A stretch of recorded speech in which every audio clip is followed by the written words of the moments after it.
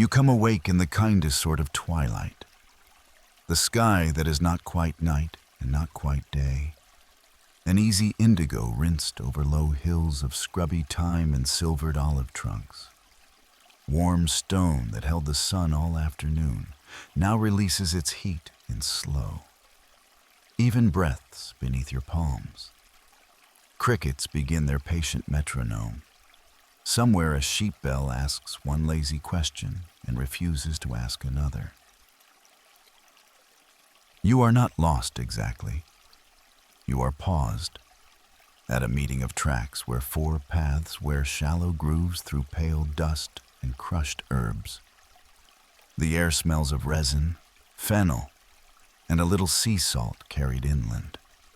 You sit up, listening, and the whole crossing seems to wait with you. The pillar in the middle of the crossing is simple and friendly. A square shaft, weather softened, bears the carved head of a bearded man whose smile has been rubbed almost smooth by generations of hands. Midway down the front juts a modest emblem of good fortune, originally a forthright fertility sign, now worn and gently comic in the half-light, that country folk long treated with a wink and a blessing. This is a herm, from the Greek herma, a boundary marker tied to Hermes, the quick-footed messenger, patron of wayfarers, herds, and nimble trade. In classical Greece, especially around Attica, stone herms like this stood at roadsides, field limits, and city approaches so travelers could orient, greet the god, and go on under protection. Tonight someone has tucked gifts along the base ledge. 3 olives wrinkled almost to jam, a twist of wool dyed madder red, a thumb-length beeswax taper wedged upright in a cracked shell, and curious, a single child-sized sandal woven of rush fiber and soft leather thong. The sandal lies upside down as if it tried to lift away on a tiny wing and stalled. Villagers from the nearest hill hamlet, you recall, tell a gentle story that Hermes once raced the moon across these ridges so quickly that one of his traveling sandals flew off and never quite found its mate. Children leave lone shoes here when a family member starts a journey, hoping the god will notice the mismatch and guide the traveler home. You lean closer. The little sandal smells faintly of thyme smoke and sheep tallow polish. A dusting of pale, mica-like powder clings to its sole and trails in a fine shimmer toward the western path. Moonrise is still below the hills, yet you think you see intermittent flickers that way, the slow wink of fireflies along a summer ditch. Though the season is early, maybe imagination, maybe invitation. A factual note drifts in with the evening air. Crossroads mattered in Greek religious life, where tracks met. People paused to exchange news, pour a splash of wine, or leave bits of bread or fruit for household gods brought outdoors on festival days, and for Hermes in his road guardian role. Ancient writers describe passers-by adding stones to small heaps in his honor. Each traveler's pebble helped a mound grow and quietly marked the way. Many scholars think formal carved herms developed out of those humble cairns. Others propose they began as standalone fertility posts later linked to wayfinding. The truth may be layered, and regional habits varied. The debate continues in patient journal articles much drier than this night air. You trail your fingers along the pillar's side. Hundreds of touches before yours have smoothed the marble beneath the chin to buttery gloss. A shallow groove on the eastern face, perhaps where ropes once looped garlands, catches the last smear of sunset. Lower down, thin scratches angle like arrows, nearly erased. A child? A hurried herdsman? Archaeologists catalog such informal marks, yet cannot say for certain whether they offered direction. Private jokes, tally marks, or idle doodling while animals grazed. Some surviving herm bases bear inscriptions naming donors or distances. Many lost their lettering to weather or reuse. So any guidance we imagine now must travel the soft road of guesswork. The air cools. The beeswax taper flickers. Its flame tilts toward the western path, straightens, then leans again, persuasive as a friend nodding with raised brows. You could wait for morning and a clearer view, yet night travel under a guardian's eye often feels safer than noon wandering alone. Besides, the sandal's glittering dust continues to pulse, faint but steady, as though each speck remembers starlight even before the stars appear. Local elders say that if you follow the shimmer, you may walk roads that were important once, even if no map bothers with them now. You breathe in time, dust, and distant sea salt. On the far horizon, a slow lantern, maybe a shepherd's shelter, maybe a fishing boat beyond the ridge, blinks twice. A breeze, quick and clever, curls around the herm and lifts the loose hair at your temple. In that playful gust you hear, or think you hear, a voice as light as reed pipes. I seem to have misplaced a shoe. Would you walk with me? Whether the god himself speaks, or whether memory and story mingle in the crossroads, hush hardly matters. In old tales, Hermes meets travelers in disguise. An elderly stranger needing a steady arm, a handsome youth sharing figs, a gust that nudges you the right way at the last moment. Companionship, even legendary, is good company for a long road taken at drowsy pace. You smile, touch the upside-down sandal once more, gently right it, and set it securely on the pillar ledge. The beeswax flame bows in thanks. A pinch of mica dust rises. You gather your small satchel, settle your shoulders, and step after the glimmer, letting the night open one soft footfall at a time, while the herm behind you keeps the boundary and, perhaps, keeps your promise to return. As you move, gravel crunch whispers like distant wings. The western path dips between low field stone walls. Time brushing your calves and releasing sleepy scent as it guides you toward company you did not expect but quietly hoped for tonight there. You hardly go 20 slow breaths before the shimmer ahead thickens, gathers itself like golden pollen on a breeze, and sketches the outline of a traveler keeping your pace. Very quick about the edges, elbows, grin.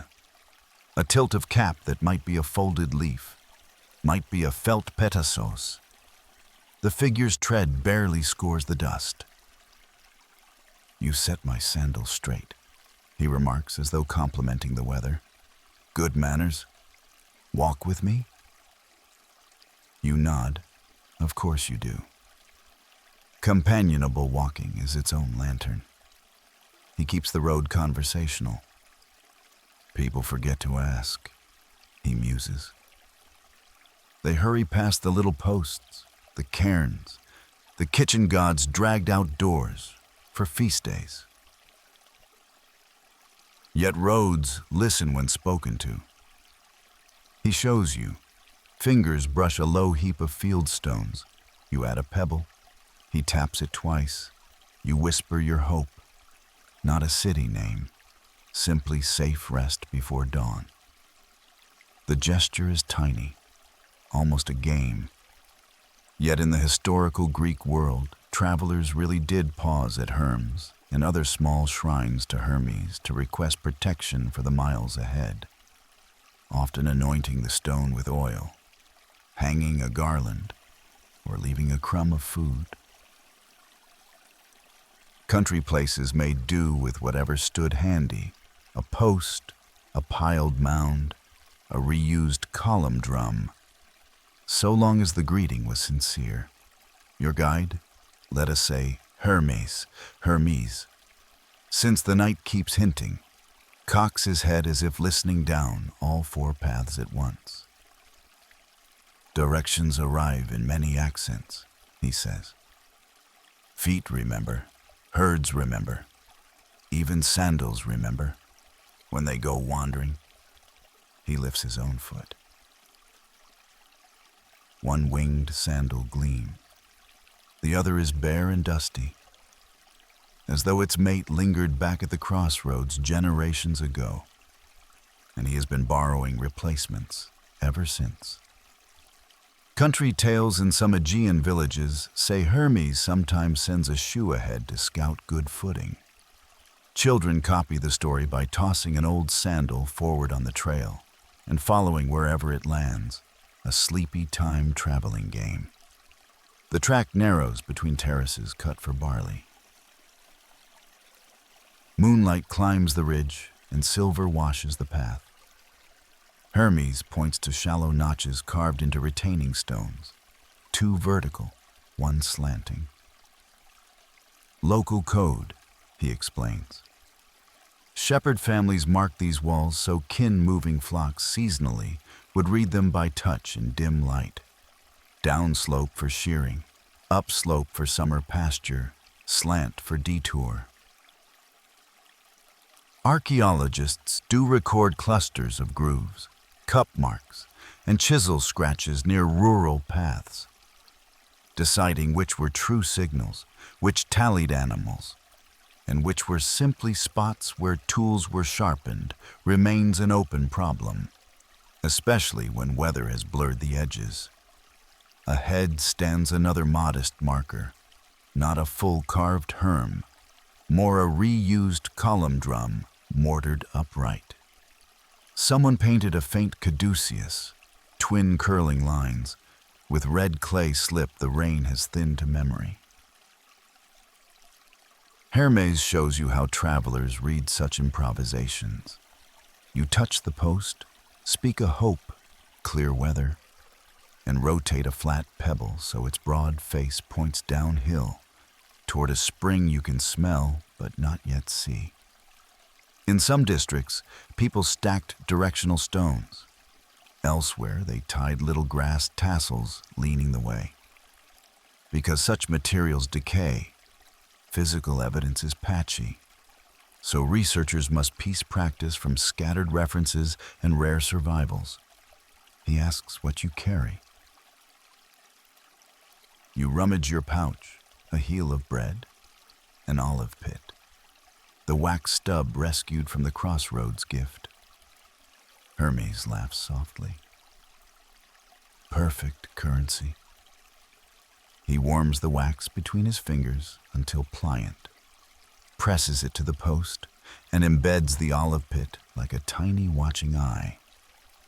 So the road can see who passes, he said.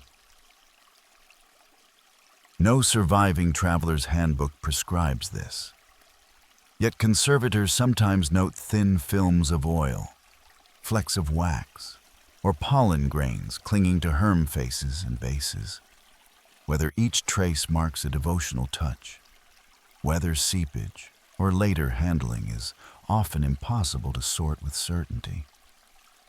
Crickets thicken. The air smells of damp earth. Hermes hums a tune that hops like a grasshopper, then settles into long, even strides. You match the rhythm. The walk becomes easy. He tells you that itinerant guilds, muleteers, potters, peddlers, taught novices short protective invocations to murmur whenever they crossed a boundary post. A popular wish asked for euodos, good road, and for safe return. Inscriptions invoking Hermes the guide, sometimes titled hodoskopos, path seer, turn up from Attica to outlying way stations. Though how widely ordinary folk use the formulas aloud is still debated. Carved dedications survive better than spoken habits. Terraces fall away to a shallow ravine scented with mint. Water whispers below. Hermes squats, scoops damp soil, and presses it to his bare foot. See? The missing sandal tasted spring water and took off again. We follow. His grin slides sideways, or it follows us. Hard to keep score with sandals. The humor lands like a gentle yawn, contagious, disarming, and your shoulders drop another notch toward rest. At the ravine's lip, someone long ago wedged a flat slab as a bridge. Hoof grooves arc across it, shallow as thumbprints in clay. Near the far edge, a ring of pebbles surrounds 3 larger stones, one dark, one pale, one shot through with mica glitter. Hermes invites you to rearrange them to match the phase of the moon. A signaling game some routes used so the next traveler could guess how recently company passed. If the stone still showed last night's crescent, the ford ahead likely had not changed depth. It is a charming system, though scholars caution that hard evidence for lunar pebble codes is scant. Most suggestions arise from later folk practice compared back against older roads. You set the glittering stone for tonight's swelling moon. The arrangement seems to please the road. Breeze rises, scented with spring water and thyme. Hermes swings his winged foot forward and gestures you on. Keep speaking to the markers, he advises. Maps begin as conversations people have with places. Forget to talk, and paths forget you back. The ravine opens into wider night. Stars unfurl. Somewhere ahead, faint and teasing, a scatter of mica dust glows again. The errant sandal leaving breadcrumb light. You follow with steady breath, greeting each post and cairn as you pass, and the road itself seems to relax beneath you because you have, very politely, introduced yourself. You climb from the moist ravine into higher, rockier country where paths shrink to the width of a goat's insistence. Stones tilt, time scrapes your ankles, the night air carries the woolly, slightly sour perfume of animals that recently passed. Hermes, barefoot on one side and still winged on the other, lets you choose the pace. Goats choose the contour, he murmurs. Humans only pretend to plan roads. Goats negotiate with slope. The trail hairpins across the hillside in such tiny turns, you feel you are walking a line of thought rather than a road. Low cairns begin to appear, 3 stones high, 5, sometimes a flattish pad with a taller rock leaning like a raised finger. Hermes shows you how herders read them as sentences. Single low pile, stay level. Leaning pointer, turn uphill soon.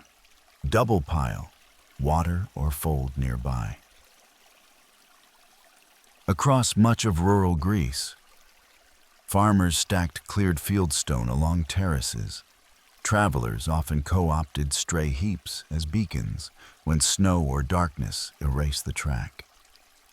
Ancient writers mention adding a pebble at a mound to greet Hermes and ask for euodos, good road, so memory and marker grew together. You kneel by one cairn, whose top stone is daubed with something dark and sticky. You touch, sniff. Resin and goat grease mixed with crushed oregano. Hermes nods. Smell holds longer than paint.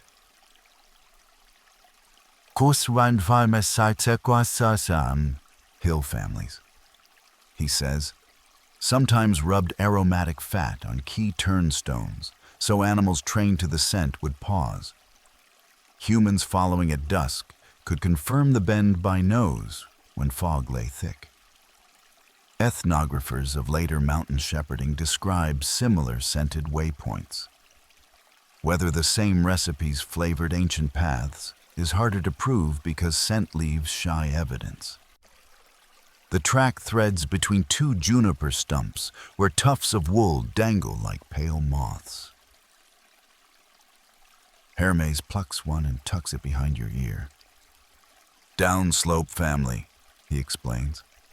Some clans dyed a few tags with plant colors, madder red, woad blue, onion skin gold, and snagged them on branches, leaning the way stock should move. Rain fades die, goats nibble tassels, almost nothing survives. Archaeologists trying to rebuild ancient transhumans, seasonal moves between lowland winter forage and high summer grass. Must work from soil pollen, dung scatters, and luck because soft markers vanish. Silvery bells jingle ahead. A lead goat, proud as a ship's captain, steps onto a shelf of pale limestone and regards you. One horn bears a scrap of woven rush, near twin to the child's sandal you righted at the crossroads, dusted with familiar mica glimmer.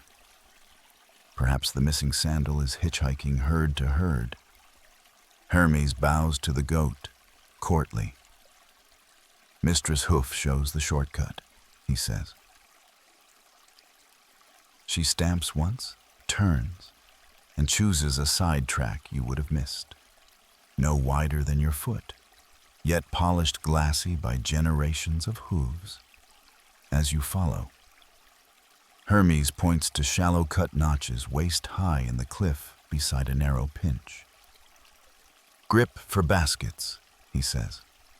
When herders carried cheeses, skins, or jars along knife-edge ledges, they steadied themselves by slotting fingers into these cuts. Some researchers see deliberate chisel work. Others think many grooves began as natural cracks, enlarged by touch and weather. Because shepherd hands use the same holds for ages, intention blurs, and the friendly debate continues. Field notes, photographs, long evenings comparing scratch angles over bread and olives. Mist swirls from a hollow where springs seep. Hermes lifts a flat slate. Underneath lies a cache, salt lumps wrapped in leaf, a length of braided sling cord, and a pebble scored with 3 crossing lines. Shared stash site. Upland neighbors often left small supplies at agreed rocks, so whoever passed late could season milk or mend gear without descending home. Written records for such courtesy depots are scarce. Most knowledge survives as later rural description, though an occasional scratch dedication thanking a road friend turns up on reused stone. The trail spills across pale scree. No cairns, no wool tags. Hermes sniffs, then grins. Scent stripe. He scuffs the gravel. A faint pine pitch streak stains one side. Families sometimes dragged a pitch-smeared branch across loose stone each spring. Goats disliked the taste and kept to the unmarked lane, preserving a safer traverse above the drop. Whether Bronze Age herders used resin in just this way is unproven. The idea fits piney regions. Yet direct traces have not endured the weathering centuries. Stars crowd closer. A thin breeze lifts. Hermes proposes a game. Walk eyes closed for 10 slow breaths. Trusting goat trail texture underfoot, the shallow trough hooves carve, the occasional flat where animals pause to browse, and the bells ahead. You try it. Pebble, soil, pebble, slab. The alternating rhythm becomes a lullaby you feel through your soles. Pastoral walkers learn roots by body memory. Knee angle on the grade. Stride count between switchbacks. Number of bell jingles before the spring. Modern hikers rediscover the trick and call it muscle mapping. Shepherds have done it for ages. A wider shelf opens, dotted with low dry stone pens. Seasonal, not abandoned. Wind-blown straw nests in corners and a few olive pits lie near the gate. Hermes traces a circle in the dust, evening holding pen. He says, set so dawn light touches the opening and nudges the flock forward. Simple pens like these speckle upland Greece across many periods. Dating them tests patience because stones get reused and roofs disappear. Excavators still debate whether a given scatter held goats, sheep, or a friendly mix with dogs tucked among them. The laid goat pauses beside another cairn. This one balances a flat capstone just off center, leaving a sliver gap that whistles when valley wind rises. A musical marker in mist. Herders listened for the soft flute note to find the turn. Hermes cups his ear, the cairn sighs. You orient instantly, guided by music, scent, stone, and good company. He gestures upslope. From here we meet a ridge road humans claim credit for, he says. Remember, goats drafted the first lines. You glance back. The thread of path you climbed glows faintly with mica shaken from the rush scrap on Mistress Hoof's horn. A sprinkle trail the missing sandal may be following to find you as surely as you follow it. The thought that maps draw themselves behind moving feet settles warm in your chest. Breathing the herby dark. You step after Hermes toward higher ground and the wide, star-hung lessons waiting there. You crest the ridge and the world tips open. No trees, only low thyme tufts hugging dark soil and a sky so wide it feels like a shallow bowl turned over the hills. Rock retains a little day heat. Wind slips clean across. Bells from the goat band dwindle as Mistress Hoof leads them downslope to graze in moon sheen. Hermes lingers beside you at the highest boulder. One-winged sandal tucked neatly, the bare foot planted in cool grit. Stone markers sleep under snow, he says. Stars stay up late. Let them carry the line when cairns vanish. He turns your shoulders gently east. The small glittering clump rising over the ridgeline is the Pleiades, the seven that rarely show all seven to naked eyes, yet have guided farmers and sailors across many cultures. When the cluster first peeks out of dawn, twilight after weeks lost in the sun's glare, their heliacal rising.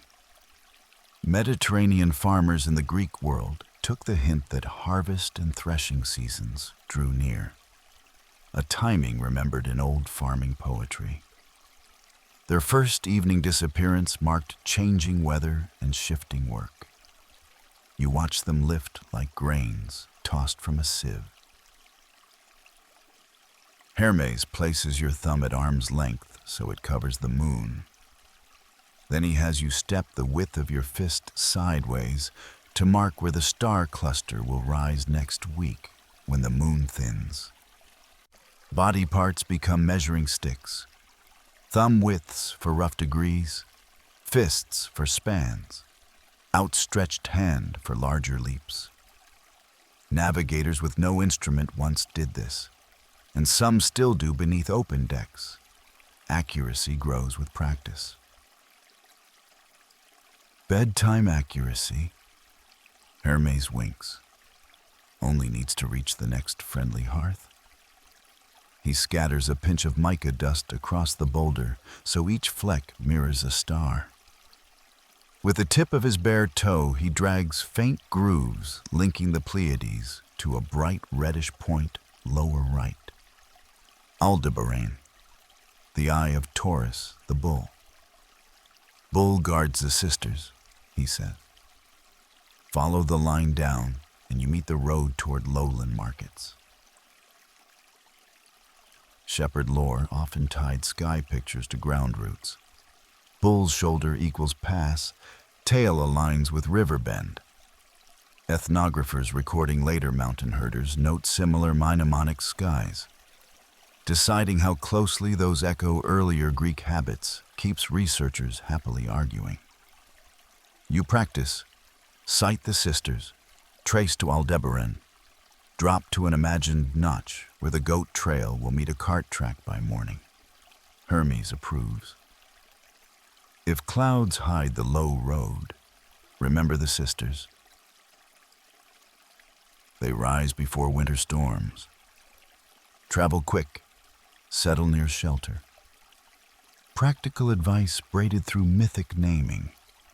The cluster's appearance flagged weather turns for Mediterranean mariners who preferred calmer seasons for long coasts or crossings. Ancient seafarers watched the wheels of rising and setting stars to judge when to hug shore or wait in harbor. Though detailed written pilot manuals from early periods are rare, legend curls in on the breeze. Some say the Pleiades are daughters of Atlas. Lifted skyward so persistent, Orion would not pester them. Others in boat tales call them doves released from a ship's prow. Each dove flew outward to test depth, and where a dove vanished, a reef lurked. Hermes claims, lightly, privately, that one night he tied a silver lace from his missing sandal to the faintest sister so she would not wander off like the shoe did. That shy star still blinks. When you fail to see her, check your feet. Hermes sets a star drill. Choose a fixed point low on the horizon. Walk 10 paces eyes up. Stop. Note how the ground track drifted. Repeat until your feet learn to move while your gaze floats skyward. Sailors in open craft practiced comparable night pacing by mast or rail to keep headings when shoreline fires were scarce. How formal such methods were before widespread written navigation aids remains debated. Scattered classical references hint that crews memorized rise points relative to the ship's bow. But systematic instructions are thin. Wind freshens. The mica flecks tremble and slide into faint rows radiating like spokes. Star winds, Hermes says, his playful name for directions sailors feel in their bones. Aegean summer winds, local downslope breaths, seaward draws at dawn. Mariners associated seasonal winds with certain star positions. When a given star rose into a clear notch between hills, crews expected a shift by morning. Was this predictive meteorology or fond folklore? Likely both. Log records that could settle it seldom survive. To ground the lesson, Hermes produces a short goat bone tube capped with wax. Inside rests a strip of bark etched with dots and tiny slashes, portable night memory. You match dot cluster to the sisters and to a crooked trio that must be Orion's belt. Flip the bark, and a wedge mark shows a spring. Travelers without parchment scratch star hints on wood, pottery sherds, even on bread crusts meant to be eaten after reading, delicious yet impermanent. Archaeologists do find inscribed ostraca with names and tallies, though clear star maps on such scraps are exceedingly rare. The ridge slopes toward a faint gleam, perhaps sea, perhaps a lake catching moonlight. Hermes asks you to predict arrival by star height. When the sisters sit a palm's breadth above the horizon, you should smell marsh. You walk, watching. Palm, half palm, thumbnail, sure enough. Reed scent rises. The exercise anchors celestial measure to bodily sense, the core of most pre-compass wayfinding: star, smell, slope, sound, repeat. Before you descend, you turn once more to the cluster. Not all cultures count 7. Some see 6, others many. Some tell of a lost sister, a fallen fire, a chick tucked beneath a hen's wing. Even within Greek sources, counts and names vary. Astronomers note that stellar brightness shifts slowly over ages. Cultural memory may preserve such change in story, or stories may simply drift because people enjoy retelling them. Scholars still discuss how much close sky watching shaped the myths versus myth shaping how people watched. Hermes flexes his winged foot. Remember the sisters when the road forks, he says. They gather, scatter, gather again, just like travelers. You breathe the wide night, imprinting star clump and bull line into drowsy memory. Then follow him down slope toward the next glimmer of sandal dust waiting below. You ease down through the reed-wet saddle you smelled from the ridge until your ankles sink in cool mud that gives back tiny star reflections. Brackish water sighs in and out. Beyond the reeds, a low sandbar opens to the Aegean, its surf more whisper than crash tonight. Hermes steps ahead, wing feather catching moon silver, and sketches an arc above the horizon with 2 fingers. Pinprick lights answer offshore, 1, then 2, then a staggered row that seems to ride the dark backs of low islands. For a drowsy blink, you think one light hops sideways like a shoe-leaping wave to wave. These are not towering lighthouses of later legend, like the pharaohs at Alexandria. Bronze Age sailors moving among Crete and the Cyclades almost certainly relied on humbler helps. Clay braziers set on headland ledges, pitch torches shielded by waist-high stone windscreens, whitewashed cairns that caught moonwash, and beacon fires raised on peak sanctuaries when ships were expected. Archaeological traces, thin ash spreads, burnt soil lenses, and broken tripod cups found atop windswept promontories show repeated burning in some lookout spots. Whether every fire was a navigational signal, a ritual offering, or both remains argued in field reports and patient conference halls. Hermes cups your hands and pours a few mica grains from his bare heel into your palm. Count lights, then islands, he prompts. Mariners memorized ordered light chains, the way shepherds learned cairn sentences.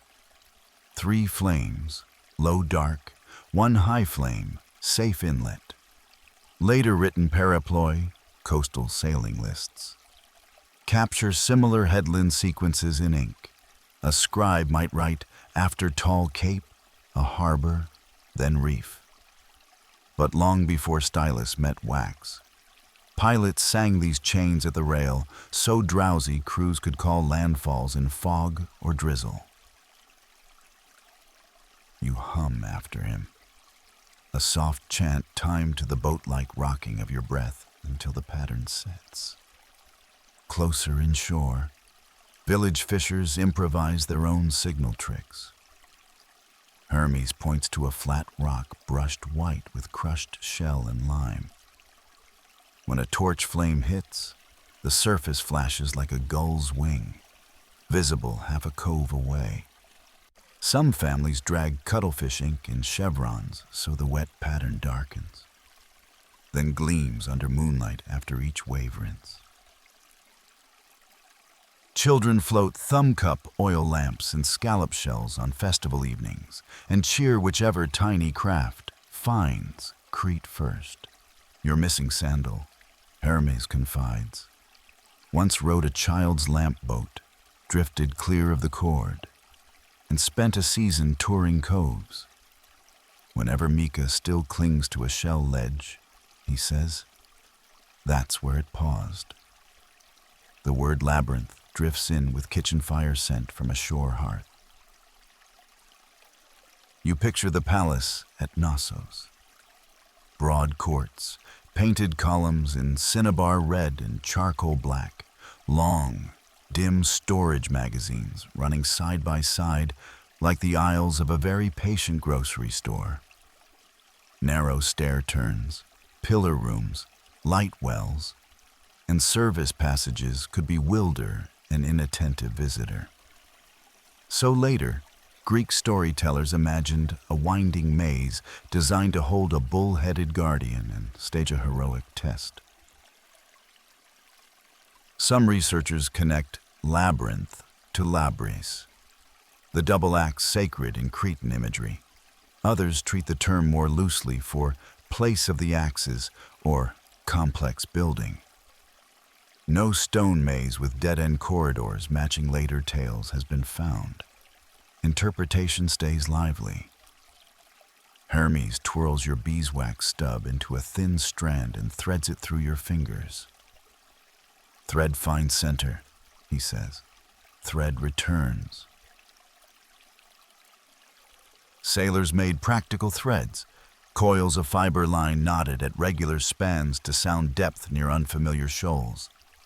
Drop, pay out, feel bottom tap, count knots. Compare to remembered harbor floors. A long inlet on Crete's north coast, for example, carries a nickname some specialists tentatively read in a fragmentary linear B tablet as many fathoms or possibly many knots. Though the signs are worn and alternative readings wait politely in scholarly margins. Depth memory, like myth, travels by hint. You walk the tide line while Hermes names headlands in an order that loops like a spool. Dia, Amnisos, Chersonesos, Kephala, each matched to a memory of grain shipments, copper ingots, dyed wool, and jars of honey sealed in beeswax. Material finds back the maritime traffic. Cretan-style stirrup jars and fine-painted pottery turn up across the Aegean and along Levantine coasts. Obsidian from Melos and metals from farther west move the other direction. Residue analyses in some jars show traces of wine resins, oils, even fish sauces. How centralized this seagoing exchange was. The old idea of a sweeping Minoan thalassocracy versus looser overlapping networks remains under friendly debate. Wind shifts. Offshore lantern points stretch into wavering lines as heat shimmer drifts above the flame pans. Hermes squints. See the lean?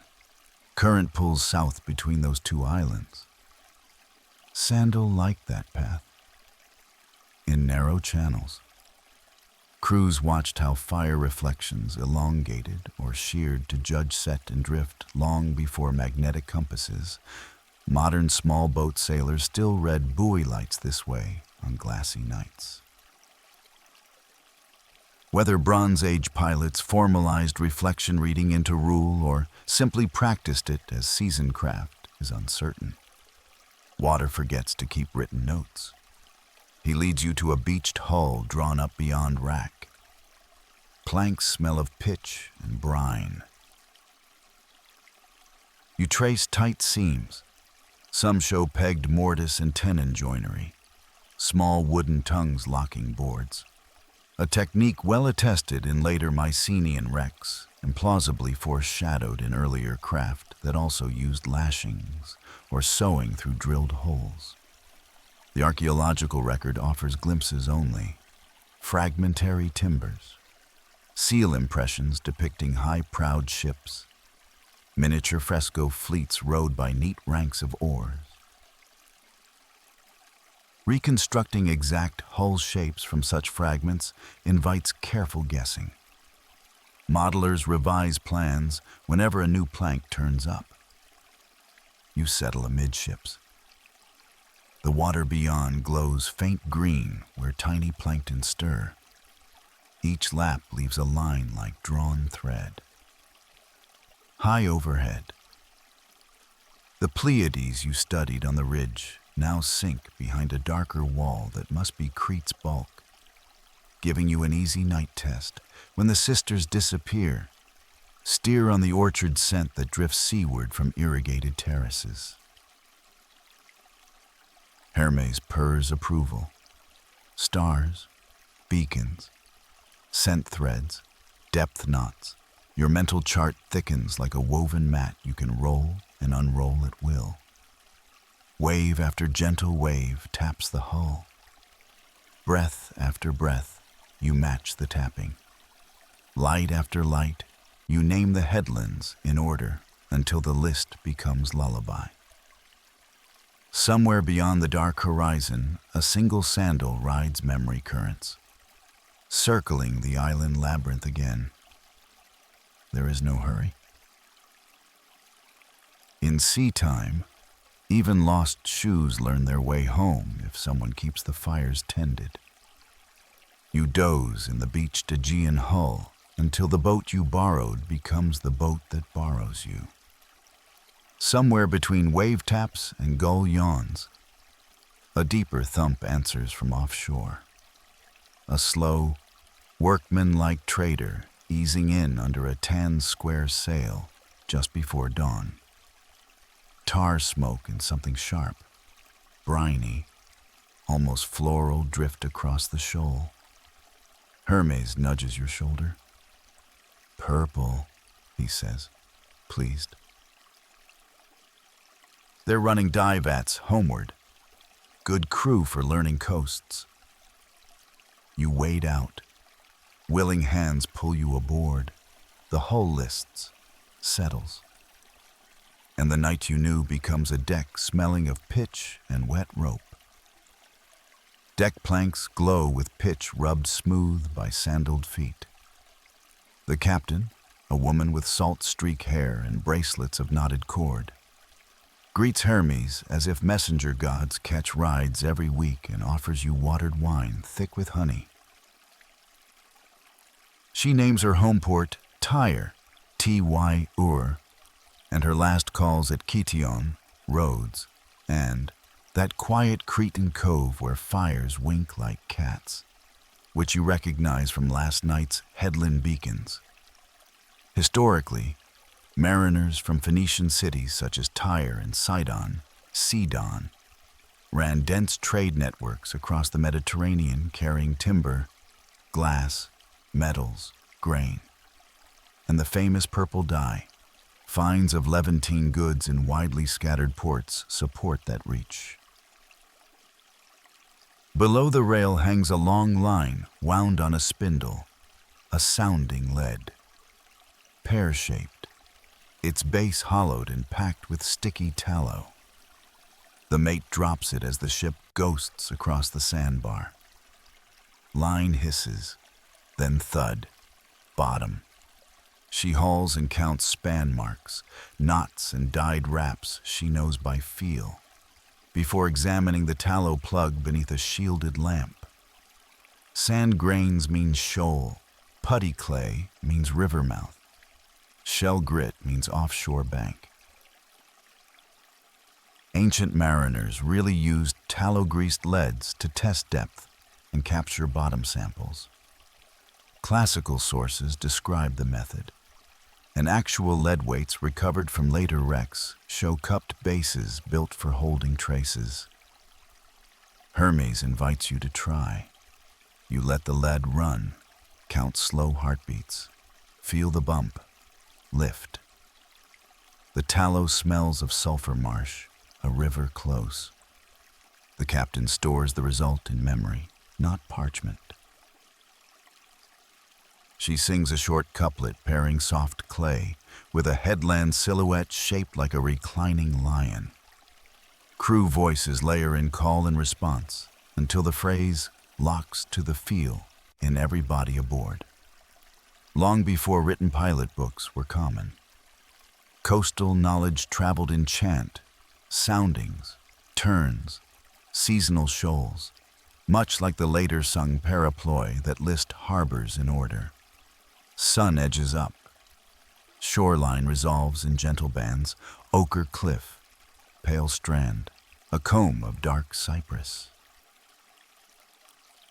The captain has you sight each color change and match it to shallow notches cut in the rail. Portable silhouettes, thin saw-edged boards, hang by the mast. Align one against the horizon and you know when to bear in. A few carved objects from harbor excavations have been proposed as such coast profiles, yet identifications stay cautious. Wood seldom survives, and small stone pieces could be toys, votives, or something else entirely. Debate keeps papers lively. You glance at Hermes's bare heel. Faint purple stains where crushed murex leaked in nets. If you see mica with violet edges, he says, my sandal passed the vats. Legend pause. People along the Levant tell how a dog bit a washed-ashore murex snail, stained its muzzle royal crimson, and so revealed the dye. Some beach fire versions swap in Hermes's wandering sandal, stepping on the shell and leaving princely footprints up the sand. Such playful variants help listeners, especially drowsy ones, remember that purple meant prestige. The crew swabs decks with seawater, then stretches wool yarn skeins across pegs to dry after their dye bath. A clay vat sloshes, fumes tickle your nose like pepper, brine, and sun-warmed tide pools. Producing a cloak's worth of deep color demanded heaps of murex shells and staged fermentation under keen noses. Ancient writers remark on the dye's cost and its tie to status. Archaeochemical studies of production mounds near Tyre and other Levantine sites have identified brominated indigoid compounds consistent with murex processing. Supporting those texts, though the scale of ancient output is still argued. Afternoon light fattens. The trader rides a breathing swell, keeping land in view when she can. Were Phoenician crews bold blue-water sailors who crossed open reaches by star alone? Evidence suggests they could, and sometimes did. Tin and perhaps amber reached them from distant coasts. Colonies like Gadir in Iberia grew from their ventures. Yet historians discuss how often they truly lost sight of land versus hopping port to port beneath familiar silhouettes and seasonal winds. Herodotus relays a famous tale that Phoenician mariners, sailing for an Egyptian king, looped the great southern lands and saw the sun on the wrong side. Some accept parts of the story. Others doubt details. Night returns. The captain strings a cord from stem to stern and hangs a small bronze ring that slides with the ship's roll.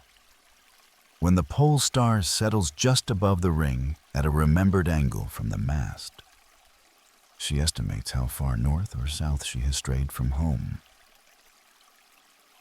Simple, effective enough for memory navigation.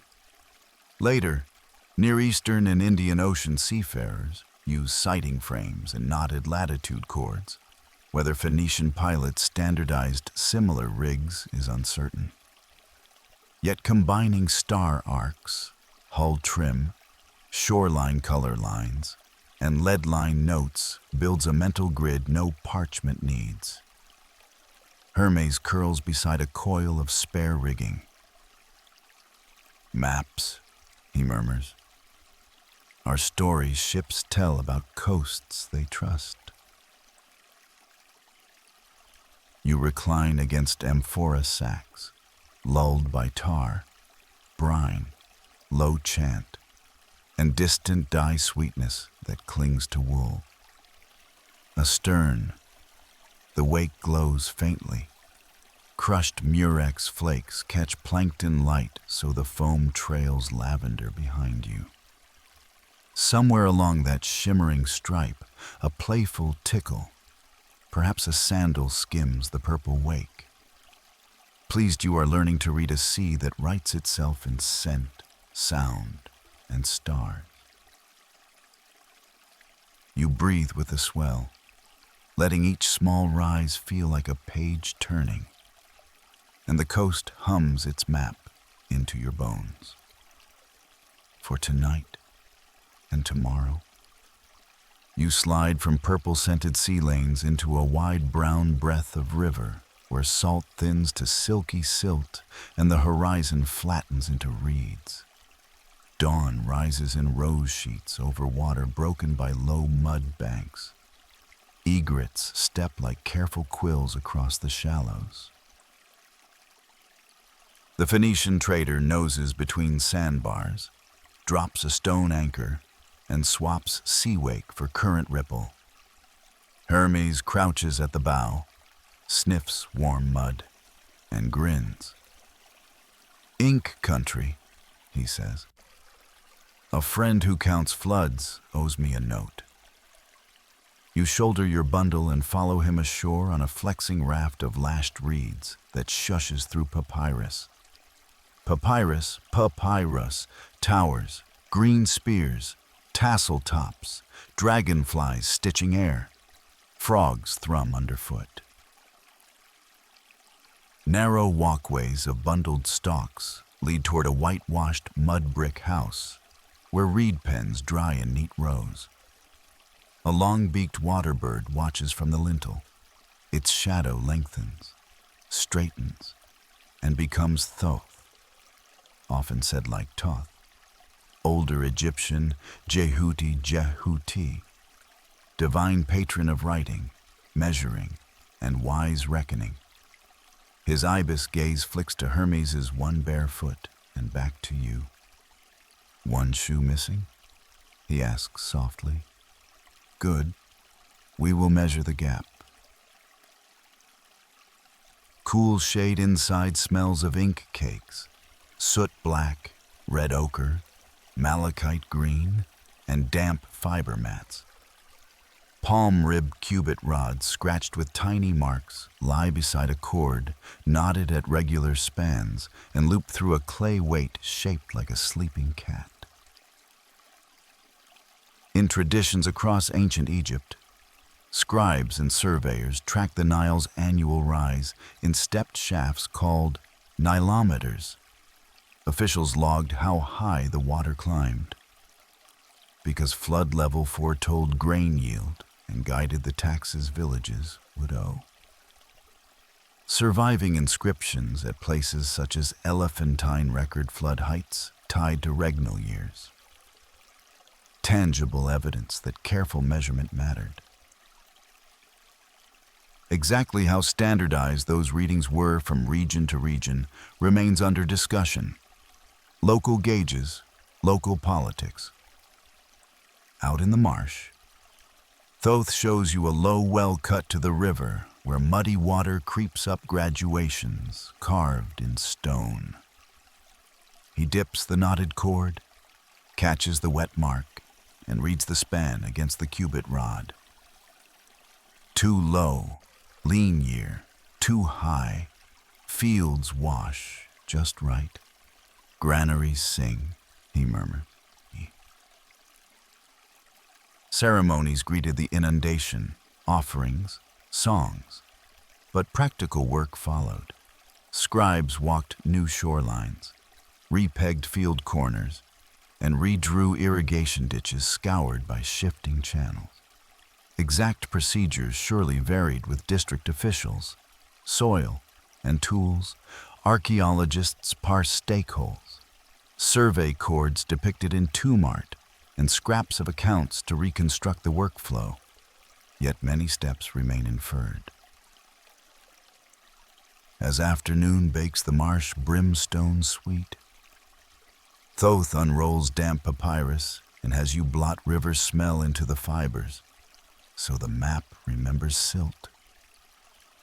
He sketches the Nile as one long vertical stroke, then bends side channels like cattail leaves. Shrines become tiny flag-top rectangles. Grain depots, basket signs, ferry points, paired boats nose to nose. Egyptian maps that survive, rare but vivid. Like the much later Turin papyrus map showing a mining wadi, mix schematic bends with notes on resources, distances, and hazards. Whether everyday field maps circulated widely on perishable sheets that have not survived is uncertain. Documentary gaps leave room for gentle conjecture. Dusk cools. You recline beneath a chapel ceiling painted with marching stars. Narrow rectangles lean in diagonal rows, so-called diagonal star tables, known from Middle Kingdom coffins and later tombs. Each tiny compartment pairs a star sign with hieroglyphs. Read across the rows through the year the rising of these deacons, groups of stars appearing roughly every 10 days, may have helped priests mark night hours or seasonal shifts.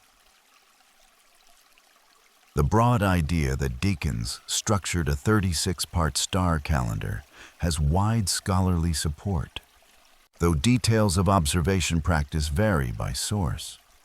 Hermes sprawls beside you and tries matching painted deacons to real sparks sliding through the roof slit. Not easy. Precession has nudged the sky over millennia. Paint flakes leave gaps. Regional star choices differed. Some researchers argue the tables functioned mainly as symbolic liturgies tied to temple rituals rather than as working clocks. Others support dual use.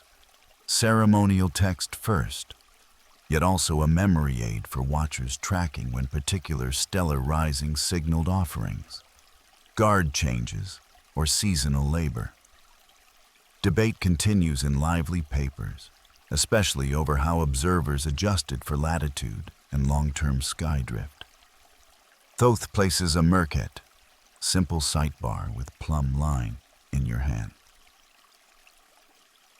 Hold north, he instructs. You align the dangling string between two circumpolar stars that never sink, the imperishable ones. Assistants stretch a cord along the sighted line and peg an axis for future walls or canal trench. Egyptian builders achieved striking cardinal orientations in some pyramids and temples. How they did so is still discussed. Paired star bisection with a merket is one leading idea. Others propose solar shadow tracking, water level basins, or combinations of methods tuned by experience and available sight lines. Inside again. Hermes and Thoth trade implements like children swapping toys. Hermes draws a looping path glyph that looks suspiciously like goat tracks. Thoth adds determinatives for water, field, and shrine, so anyone reading knows the line is a canal road, not a cloud snake. A light-hearted training tale local scribes tell novices says that when the new flood first wets the Nilometer, Mark painted bright red. Thoth borrows Hermes' quick shoes to run upriver and notify every canal of the height. In return, Hermes lends his fastest reed pens so the reports reach the palace before breakfast. Whether the story is ancient, late, or simply tonight's marsh humor is anyone's guess. Yet, apprentices remember it, and therefore remember to record the mark. By lamp glow, you practice making tiny sandals as map keys for safe ford crossings. Your first glyph looks like a beetle. Your second passes muster. Thoth nods, writes tonight's flood level on a damp scrap, and presses a grain of shimmering mica into the ink so the figure will glint when dry. So memory catches light, he says. Hermes pockets a duplicate. Centuries later, people blending Greek and Egyptian wisdom would imagine a composite teacher called Hermes Trismegistus. How that intellectual fusion formed: text transmission, temple lore, philosophical fashion, remains a long scholarly conversation we only drowse beside tonight. You step back toward the landing through whispering papyrus, while marsh frogs trade notes with distant temple drums. The river glows pewter. Stars rehearse above the roof slit. Your scrap map curls warm against your belt. Ahead, Hermes promises tablet skies farther east, where watchers press damp clay with stylus tips. Writing constellations beside caravan times. You follow, sandals squelching Nile mud, chart growing, breath slowing with the river's long, measured rise. You leave the Nile marsh on a dusk barge that seems to glide between calendar pages. Reeds thin, salt thickens, sand opens, and nights stretch longer so the stars have room to rehearse. Caravans knot together at an eastward oasis. Donkeys burr softly. Water skins plunk. Dates are shared palm to palm. Hermes shakes a few mica grains from his bare heel into the communal fire so the sparks jump high and show the root. Follow the clay smell, he advises. Where clay is plentiful, people write, and where people write, roads remember. You follow scorch lines, then dust, then cool damp until the air tastes of river mud and baked brick. Heat day collapses into cool, and by full dark the caravan files between low mud walls, breathing bitumen and bread. Ahead rises a stepped tower, ziggurat, its terraces banded with reed mats and offering pots. At the base sit scribes with damp clay tablets on their knees, stylus reeds tucked behind ears.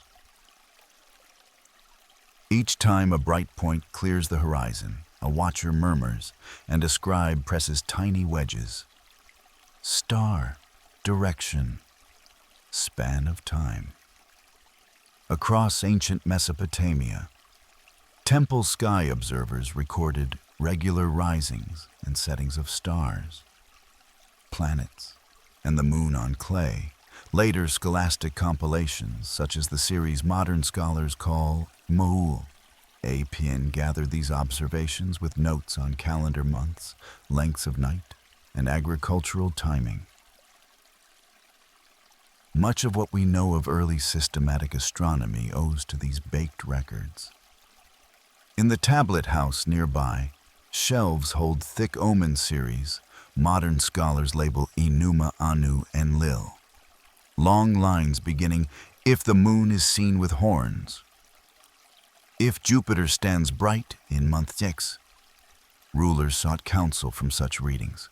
Scribes compared nightly notes to these omen libraries before advising on plantings, building starts, or journey. How consistently practical travel followed omen advice is unclear. Palace orders survive. Travelers' private diaries mostly do not. Yet the habit of pairing sky signs with decisions seeped widely. A priest astronomer lifts your Egyptian flood scrap, smiles at the mica glint Thoth embedded, and pats a fresh tablet. We note your river with our stars, he says. He inscribes 3 constellations, the plough, the true shepherd of Anu, the scales, beside wedge signs naming the month when barley sowing usually begins if those stars appeared just before dawn. Farmers along the Tigris-Euphrates plain watched seasonal star appearances to pace planting, irrigation shifts, and festivals the way Nile communities watched flood gauges. Administrative tablets referencing rations, field allotments, and labor seasons echo that rhythm, even when they do not mention stars outright. Hermes demonstrates a traveler's hack. He scores a shallow groove across the tablet face and sets 3 tiny pebble crumbs in sequence. Night watches, he explains. Many Mesopotamian texts divide darkness into 3 great watches: early, middle, late, though later sources in some cities speak of additional sub-watches. A caravan might aim to rest during the middle stretch when cold bites hardest, moving again when stars that mark the last watch climb. On riverboats, drum beats or dripping water clocks signaled these changes. In one courtyard, you see a clay jar with pinholes near the rim. Water seeps, level drops, and a floating peg descends against incised hour marks, a clepsydra of mud and patience. Scribes carry little leather pouches of wet slip to patch scale marks after long journeys, a traveling time kit that leaves scant trace. Scholars still puzzle over how accurately such jars kept time outdoors in wind and silt. Quirk rides in on padded paws. A temple cat, striped, satisfied, trots straight across a row of drying tablets, leaves perfect prints, and curls on warm clay. Excavators have indeed found dog, cat, and even goat hoof impressions baked into ancient tablets, accidental signatures of daily life. One amused scribe tonight presses an extra wedge cluster near the paw mark and dubs it Star of the Quick Tail. Apprentices will never forget which tablet the cat stepped on, and so they remember the associated observation list. A sleepy mnemonic with whiskers. Debate drifts up the ziggurat stairs with the smoke. Some circular astrolabe tablets arrange star triads for each month. 3 stars of Anu and Lil, Ea, stacked like a rough clock. Were these schematic teaching aids, ritual calendars aligning temple duties, or practical guides indicating when particular stars would culminate at nightfall?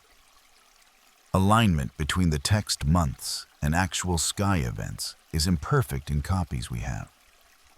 Scribes may have updated local versions, copied older data, or encoded symbolic theology. No full agreement yet. Journals keep the conversation bright. You press your thumb, not nail, into the tablet edge. Hermes presses the outline of his missing sandal's strap beside it. Below, the scribe incisors neat sexagesimal numerals. Base 60 place value notation flourished in Mesopotamian mathematics and astronomy. Its easy divisibility by many factors made it handy for fractions and angular measures. Centuries later, scholars working in the Greek world adapted inherited numerical habits when partitioning circles and day lengths, helping seed our familiar 360 degrees and 60-minute hours. Though the pathway from cuneiform tables to later geometers bends through multiple cultures and long translation chains. Around the caravan yard, traders bake small clay tags the size of walnuts. Each tag bears a star wedge and a number. How many wells until the next posting station? How many days to a grain town? Which fork follows the rising of the scorpion? Drivers string tags on cord. After each stage, they break one off and drop it in the cookpot like seasoning. Most such soft logistics dissolve back to dust. A few sealed bully containing tokens and counts survive from administrative archives, hinting that portable clay counters helped track movement of goods, animals, and people across long routes. Night thins. From the upper terrace, a watcher calls the last bright planet setting. Drums answer from the river quay, where barges load jars of date syrup and slabs of bitumen. You taste date honey thick as dusk. You smell kiln smoke. You feel clay cooling in your palms as the tablet firms enough to keep its stars. Hermes tilts his head, listening through ground more than air. Road songs wait by the water, he says. Lists you can hum from cape to cape. You wrap the still damp tablet in reed mat, nest it beside Thoth's flood scrap, and step toward the quay where sung directions will soon lift like migrating birds across the dark water. You reach the quay while drums still mark the last night watch and the river current noses seaward under a gray film of dawn. Barges warp out in file. Stitched hide tugboats bump alongside plank-built hulls, waiting for tide to turn. Hermes balances on a mooring post, one wing cocked, and flicks mica from his heel into the water, so it spreads like tiny pilot lights downstream. Listen for the coast list, he says. Words make buoys. You shoulder the damp clay tablet and the Nile flood scrap Thoth marked, step aboard a broad-bellied coaster, and feel the hull swing towards salt. On deck, traders from many tongues swap the order of headlands, the way cooks trade spice. A Phoenician pilot begins. Low reed spit, red bluff, twin palms, white cliff.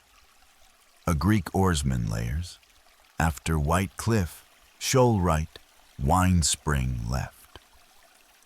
A Cypriot adds distance by time, two slow rowing songs between bluff and palms. The chant loops, lengthens, and settles into call and response that even the tethered packed donkeys bray on cue.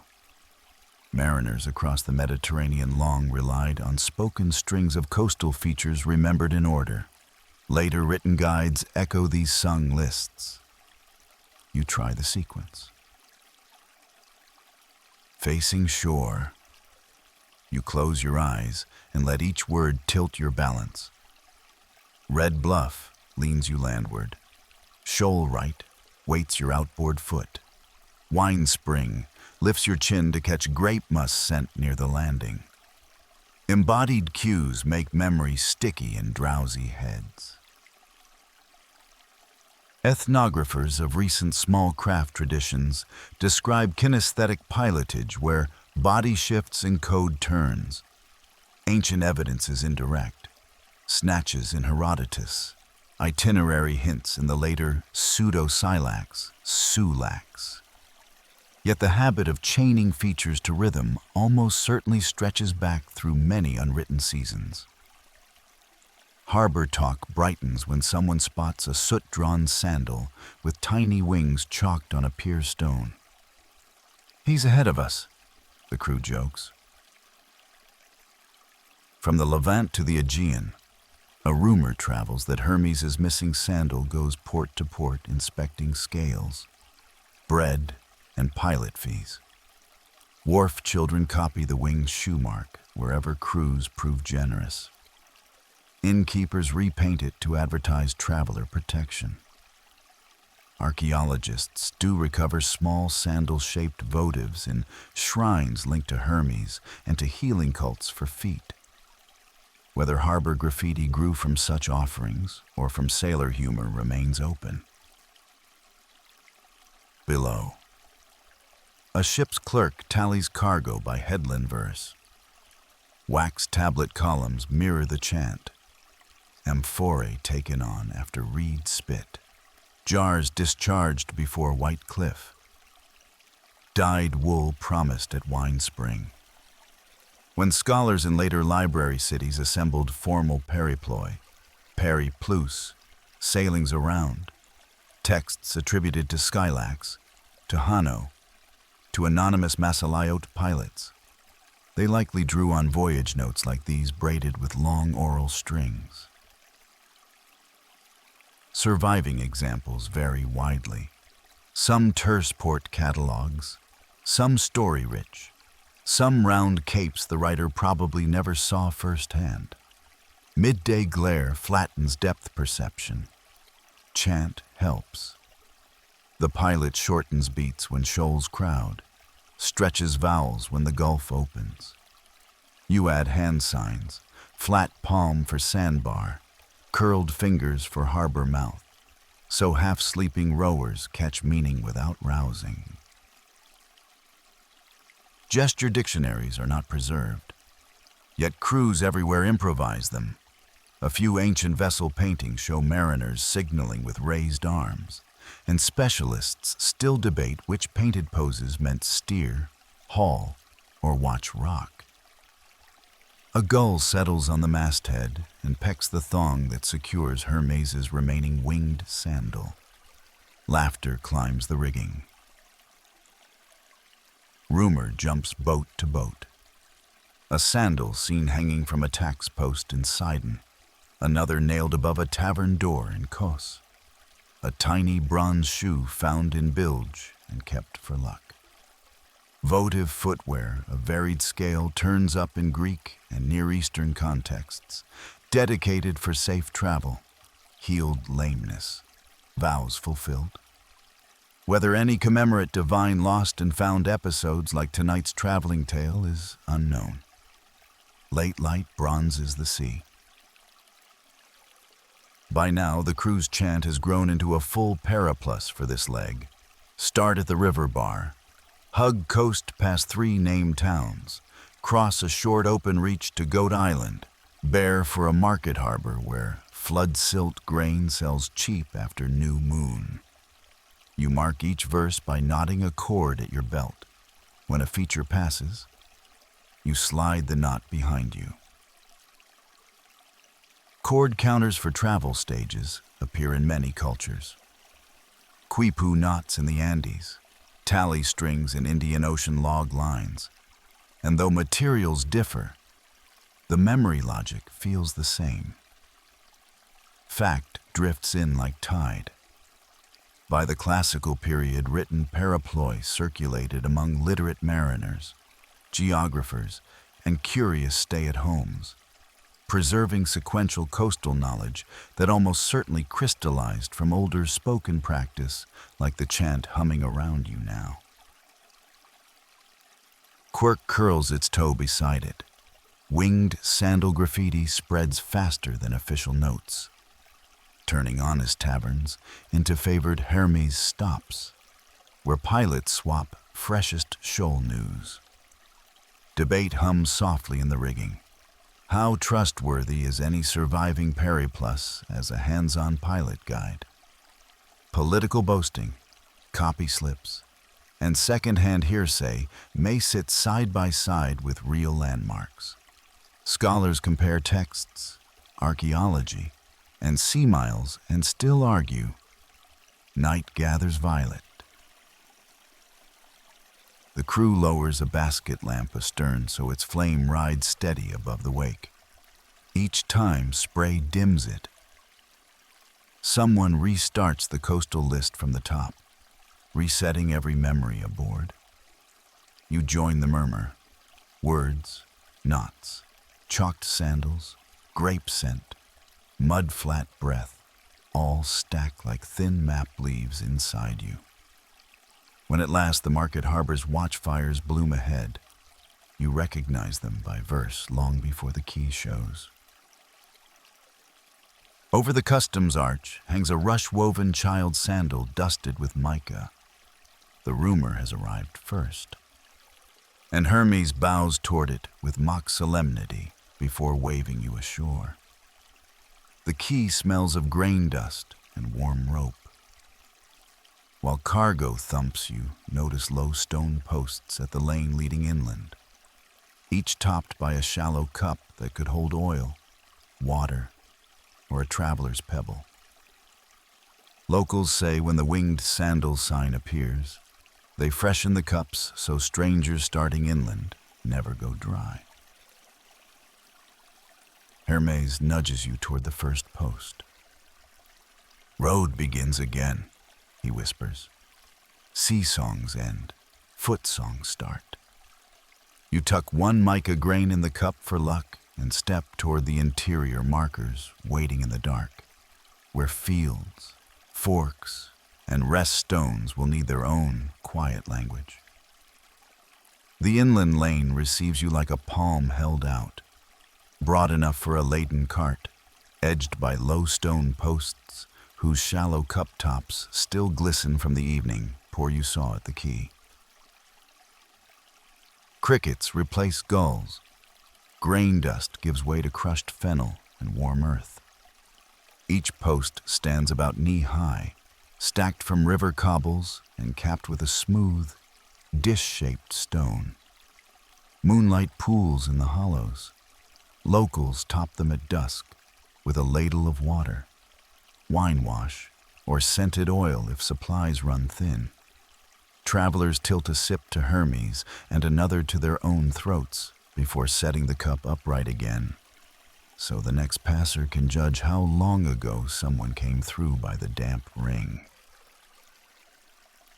You touch one, still cool. Company ahead. Hermes runs a fingertip around the rim. Uergetai did this, he says. Benefactors. In many parts of the Greek world, prosperous donors funded roadside springs, shade shelters, or simple benches along pilgrimage and market roads. Inscriptions thanking the giver survive at some fountain houses and way stations, especially near larger sanctuaries. A dedicatory stele might read that so-and-so's son of so-and-so provided a fountain for travelers and for the god, tying public kindness to divine favor. Stone fountain remains along approaches to places like Epidaurus and Nemea. Show-dressed basins supplied by terracotta pipe. Carved lettering names, donors, worn thresholds testify to traffic. Not every road enjoyed such blessings, of course. But where civic pride ran high, water and rest could be part of the gift. The lane climbs between barley stubble and fig orchards. At the first fork, two cup-capped posts face each other across the junction. One cup bears 3 pebbles, the other none. Hermes tips the 3 into your palm. Left fork has water after 3 short songs, he translates. Travelers develop tiny cup codes, pebbles for distance, seed pods for food, dyed wool for hazard, that evaporated under rain but served within a day or two. Archaeologists sometimes find clusters of odd pebbles or seed pits in roadside hollows. Deciding which were deliberate signals versus random sweepings is tricky, especially when later plowing scatters evidence. Field reports note the temptation to overread. Prudent margins of possibly fill many site notebooks. A low slab juts from the bank ahead, first of the rest stones, sun-warmed all day. It releases stored heat like a friendly hearth. Surface workers have chiseled a shallow back curve sized to cradle shoulder blades and a raised nub that serves as a head prop. 2-foot grooves angle forward so a weary walker can lean, stretch calves, and let circulation return. Rural benches of dressed stone occur along Roman roads in quantity, yet earlier Greek examples are rarer and often improvised from reused blocks. Still, where pilgrimage traffic was heavy, routes to healing shrines, seasonal festivals, communities likely dragged stones into place. Wear polish along mid-height edges on some standing blocks hints that leaning, not sitting, was common. Travelers rested upright to keep dust from clothing and to depart quickly when animals needed moving. You and Hermes test the slab. Perfect. The stone smells faintly of olive pressings rubbed in to discourage moss. On the underside, someone scratched a pair of tiny outlined feet, toes pointing onward. Footprint carvings turn up as votives in several ancient sanctuaries, marking presence, gratitude for safe arrival, or symbolic pilgrimage when one could not travel. Smaller, informal prints near paths may have doubled as directional marks. Feet this way. Because surfaces weather, the prints we see are usually those in protected temple zones. Whether way prints were once common in open country remains a lively question. Beyond the rest stone, the path threads a grove where branches arch low to make a tunnel. Dangling from twine lengths hang narrow clay jars no bigger than your forearm, each corked with wax. Hermes selects one, sloshes, and wets your wrists. Traveler stash, he says. Families living near the road filled spare jars at their well and hung them where pilgrims could reach, especially during festival seasons when foot traffic swelled. Shirred scatters with neck holes bored for rope have been excavated beside some rural tracks. Distinguishing between deliberate hang jars and ordinary broken pots is difficult. Yet concentrations near shrine approaches lend the idea weight. Quirk enters laughing.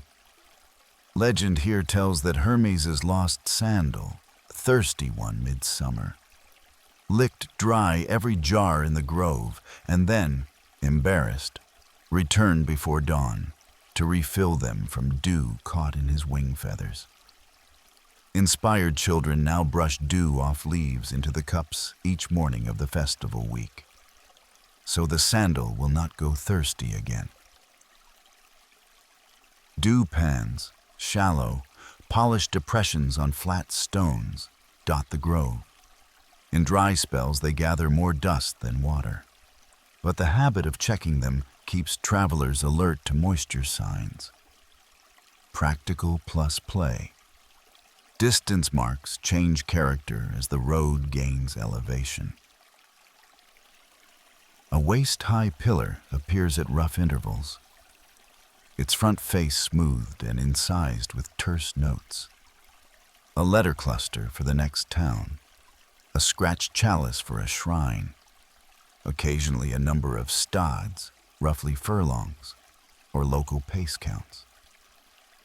Standardized mileage across fragmented Greek polities was not guaranteed. Measures drifted by region, era, and source. Only when imperial administrations, later, Rome most famously, laid out long arterial roads did fairly regular milestone systems spread. Reconstructing pre-Roman Greek road distances relies on literary references, pacing studies between visible site remains, and terrain modeling. Copy errors in transmitted texts add sport to the exercise. Evening thickens. Fireflies pick up where mica grains leave off. You notice that some cup posts lean subtly toward one fork or another. Others bear shallow vine scrolls whose tendrils point like arrows. Decorative? Directional? Both? Survey crews log such motifs, yet hesitate to assign meaning without corroborating finds. The human desire to carve pretty swirls complicates research. Hermes shrugs. If it helped even one drowsy pilgrim choose the flatter grade, I counted a map. You pause at a three-way junction marked by a larger shrine, a niche in a masonry wall holding a small terracotta Hermes head, a painted ivy garland, and a hanging ladle. Beneath sits a guest ledger of sorts, soft clay slab where passers press thumbprints, hoof tips, or stylus marks.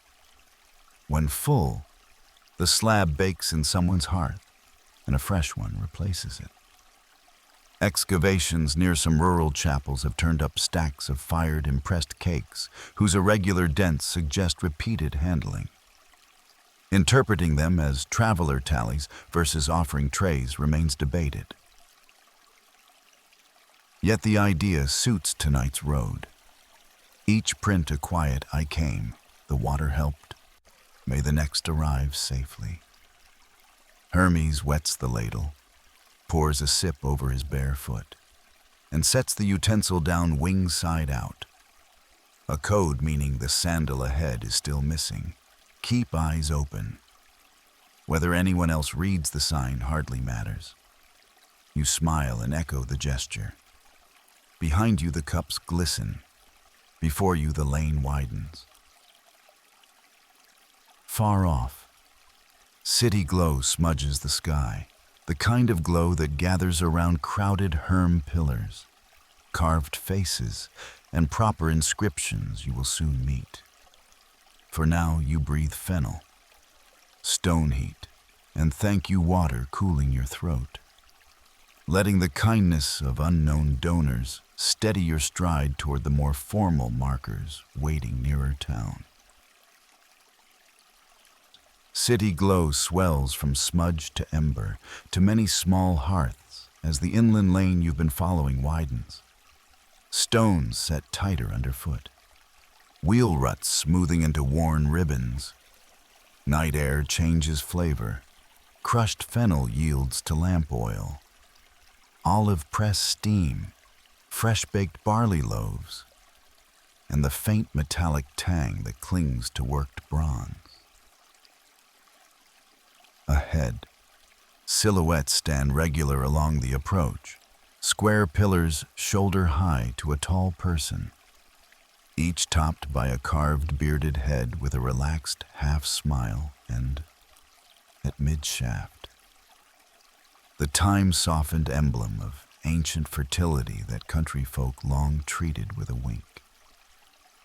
You have reached the land where such markers became almost civic punctuation, the herms of Athens. By lantern light you study the nearest. The shaft is roughly rectangular, the stone a pale local marble veined like diluted milk. The head, Hermes, with broad brow and curling beard, projects from a squared capital, eyes once painted now ghostly, nose rubbed glossy by years of greeting palms. Lower down, just above a plinth ledge where offerings rest, The carved fertility sign, sleep safe modest, weather his smooth detail, still signals good luck, fecund land, and lively passage. In classical Athens, thousands of these herms stood at boundaries between properties, at street corners, in the agora, before gymnasia doorways, and along major roads out toward the countryside in the port of Piraeus. Travelers saluted them for protection. Citizens set them to mark extent, and merchants used their regular spacing as a kind of bodily odometer. So many herms to the harbor, so many to a shrine. Hermes, the one beside you, missing a sandal, pats the pillar's cheek. Count by faces, he advises. A mile is however many smiles you pass before your feet complain. Athenians did not use the Roman mile, of course. Distances were reckoned in stades, plethora, or simply in the time a loaded cart took. Still, repeating features helped memory. Young porters learned to sing work beats matched to successive herms. From gate to olive yard, 3 verses, to the potter's quarter, 2 more. To the ship sheds, add the refrain. Where inscription survives on some herm bases, you find donor names, boundary notices of the deme, occasionally directional hints. Epigraphers rebuild travel routes by stitching these fragmentary texts to terrain. Gaps invite careful guesswork. Offerings cluster thick. Someone wedged sprigs of laurel. Another set a coin stamped with an owl. Clay mini sandals, child finger length, line the plinth like a mismatched shoe shop. For the lost, a passer murmurs. A local household custom grew in parts of Attica. When a family member embarked on a trip, they left a single tiny shoe at the nearest herm so the god would remember to return the pair united. The practice dovetails cheerfully with tonight's running story of Hermes' wandering sandal. Children paint little wings on their offerings. Festival vendors sell rush-woven miniatures scented with myrrh. Archaeologists have recovered small votive feet and sandals from sanctuaries dedicated to healing and travel. Tying those finds to a city-wide lost shoe habit remains speculative. Yet the charm persists in folk retellings. As you walk deeper toward the city center, you notice paint ghosts on some shafts. Red arrows, blue swirls, even faint lettering. Officially, civic authorities preferred tidy, standardized markers. In practice, festival weeks invited color. Did Athenians ever use painted guides systematically? Red toward a games field, blue toward a fountain? Direct evidence is thin. Pigments weathered and cleaning crews scraped graffiti. A few herm fragments preserve traces of painted garlands or inscriptions retouched in bright tones, suggesting at least seasonal embellishment. Whether everyday directional color coding existed across the network remains under friendly scholarly debate. Crowds thin near midnight, leaving the pillars to night watch and stray dogs. Hermes leads you along a processional way into an open square, where dozens of herms cluster like a low forest of faces. Here he pauses, gaze soft. One troubled night, he says. Many woke with noses chipped.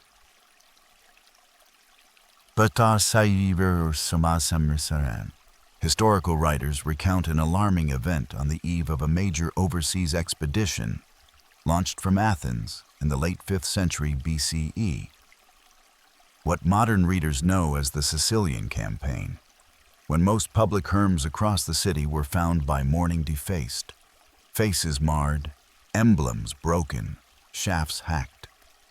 No gore, stone wounds only. Yet the act struck citizens as a dire sign in already unsteady times. Investigations, informers, and trials followed. Political tensions sharpened, rumors rippled down the very roads these markers had blessed. Gently, because bedtime ears rest easier without shouting. We note the debates that still surround that night of the Herms. Was the vandalism a coordinated political message meant to unsettle public confidence before the expedition? A drunken spree magnified by anxiety? A religious offense tangled with private rivalries? Surviving accounts, Thucydides among them, differ in emphasis. Some later sources embroider. Archaeologists piece the pattern from scattered bases showing repair. The number of herms actually damaged is uncertain. Nearly all could mean the densest districts. Outlying rural posts may have slept unbothered. Scholars continue to parse text layers and stone evidence, and fresh fragments occasionally nudge interpretations. You run your hand over a repaired pillar where a new marble nose, slightly lighter shade, has been doweled into an older face. The join seam catches moonlight, a literal memory line. Below, a fresh batch of mini sandals crowds the ledge. One bears mica along its strap. A traveler's wink. Hermes balances his bare foot beside it. Shoes lost, shoes found, faces chipped, faces mended, he hums. Maps remember by scars. You find the rhythm oddly soothing, each pillar a breath marker, each repaired chip a gentle reminder that roads endure trouble and still guide. Practical guidance hides in the grid. In crowded Athens, herms help strangers orient. The pillar with the ivy wreath marks the lane to the potters. The one with bronze nose leads toward the lesser gate. The tall doubled herm at the fountain points to the sacred road. Some bore inscriptions naming the Crossroads demes, local districts, so messengers delivered letters correctly. Merchants told apprentices to trace delivery routes by greeting every second face to avoid missing turns. Because herm spacing varied. Counting them gave rough, not precise, distance. But rough is enough when your aim is the next nap pile.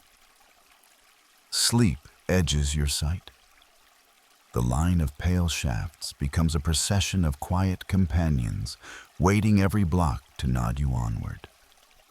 Imagine, Hermes suggests, lying abed and mentally walking from this herm to the next, placing a calming thought at each. Water, olive tree, friendly dog, home.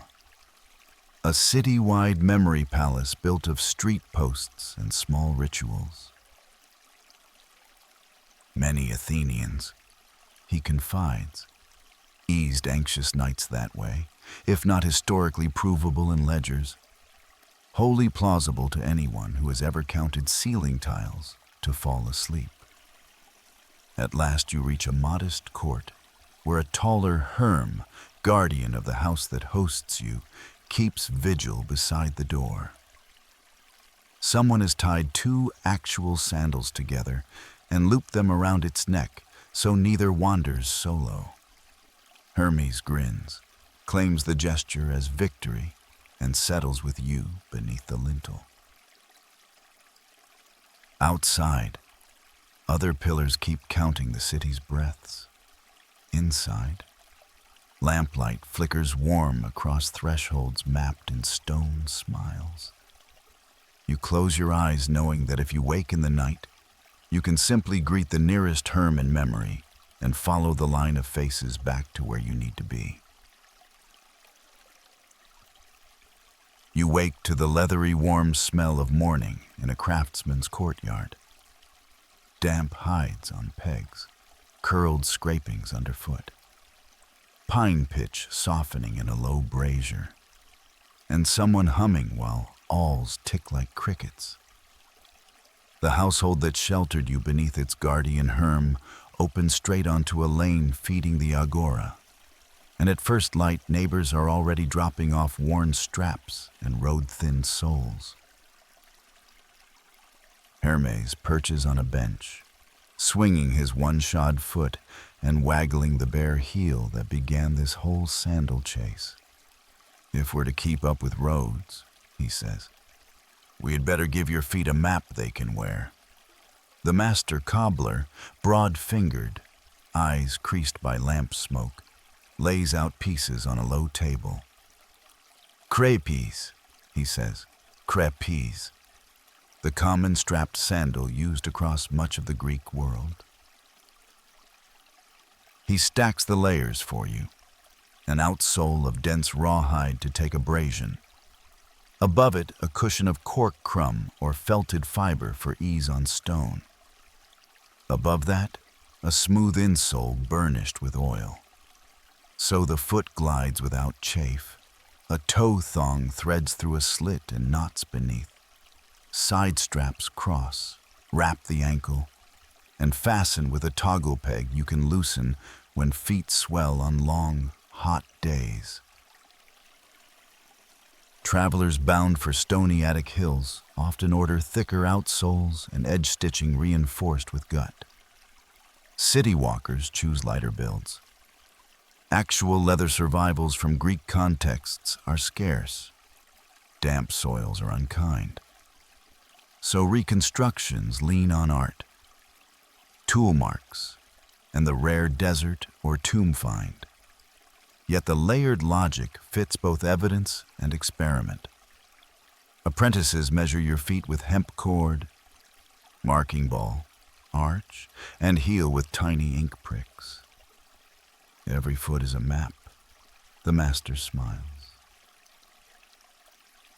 Couriers who carried urgent messages, hemerodromoi, day runners, sometimes ordered 2 pairs, one dry, one soaked and laced wet so it shrank to the foot's turns. Classical writers praise astonishing runner distances, whether those messengers wore sandals, light boots, or sometimes went barefoot remains debated. Athletic vase scenes often show swift figures unshod for emphasis. Practical runners likely mixed methods according to terrain, weather, and urgency.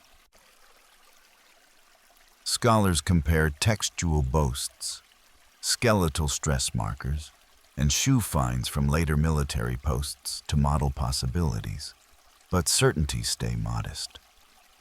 On a sideboard lie strap tabs dyed in small batches. Red for festival, undyed brown for market work. A blue-washed lot favored, the master claims, by sailors who dislike salt rings showing.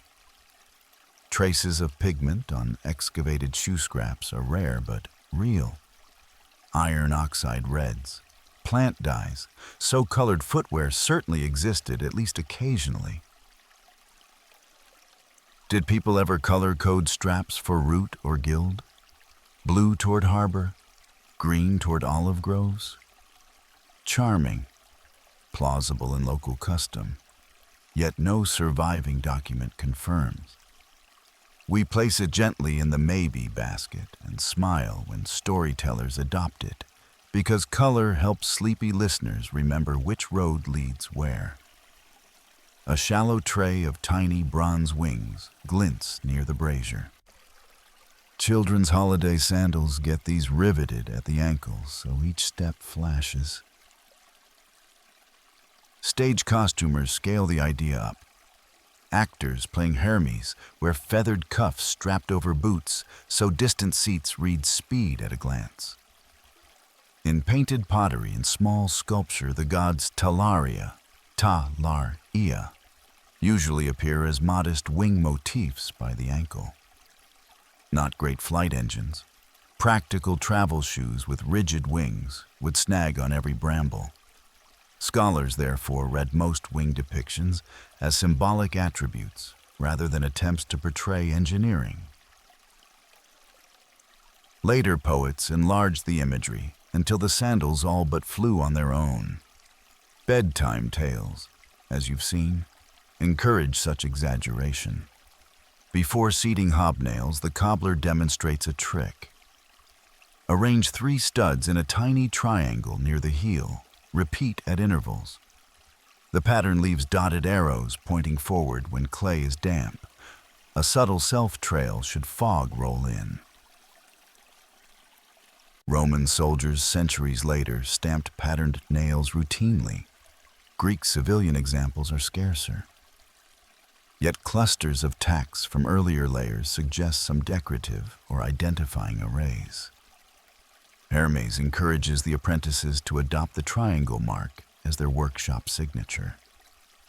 You imagine future archaeologists puzzling if the repeating pattern marked distance, guild pride, or simply a craftsman who liked triangles.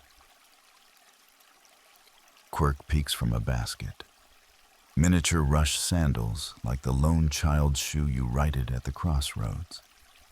The apprentices perfume them with thyme smoke and stitch a mica flake under each strap. Parents, the master says, pin such tiny sandals to a child's cloak when starting pilgrimage so the god sees the feet underneath. Hundreds of soft plant fiber tokens would melt back into soil. Only bronze or terracotta versions survive in sanctuary dumps. Cataloging miniature footwear challenges. Archaeologists, travel vow. Healing thanks for sore feet, child dedication. Provenance notes help. Most pieces arrive unlabeled. Inviting gentle interpretation. You help oil your own new pair. Warm olive oil darkens the uppers, scents the room, and helps shed dew. Some travelers seal seams with beeswax and pine resin. Others dust soles with powdered pumice for grip on polished flagstones. Microscopic wear on excavated footwear, where preservation allows, shows grit packed along the forefoot in crescents. Evidence that walkers pushed off the ball when climbing and rolled heel first descending. The master urges 2 slow laps while the leather remembers your gait. Imprinted wrinkles along the insole will guide future resolings the way tree rings guide a carpenter. Hermes finally submits his divine feet. The cobbler, undaunted, fashions a lightweight travel sandal with hidden eyelets that accept clip-on wings of hammered tin gilded thin. Showy in town, removable in thickets. Whether mortals owned novelty fittings like this, we cannot prove. Theatrical troupes certainly improvised detachable ornaments. Wealthy burials have yielded sandals with foil edging, hinting at special occasion display. Scholars debate how often symbolic costume elements crossed into real road wear. Most agree everyday messengers prized lightness and repairability over flourish. Payment dances its own ritual. Hermes presses a mica grain into the packed earth threshold for luck, teaches the apprentices the dotted triangle nail charm, and promises to steer custom their way whenever a traveler admires your shoes. You leave in fresh crepides that hug your arches like memory foam centuries early. When you step into the lane, the new hobnails click a rhythm you already know from headland chants and herm counts. The city's grid beats time beneath you, and your stride length quietly calibrates itself to stone. Behind, racks of drying sandals sway like quiet chimes. Ahead, the road south out of town will soon merge with straighter, broader tracks, where distant stones rise with imperial regularity.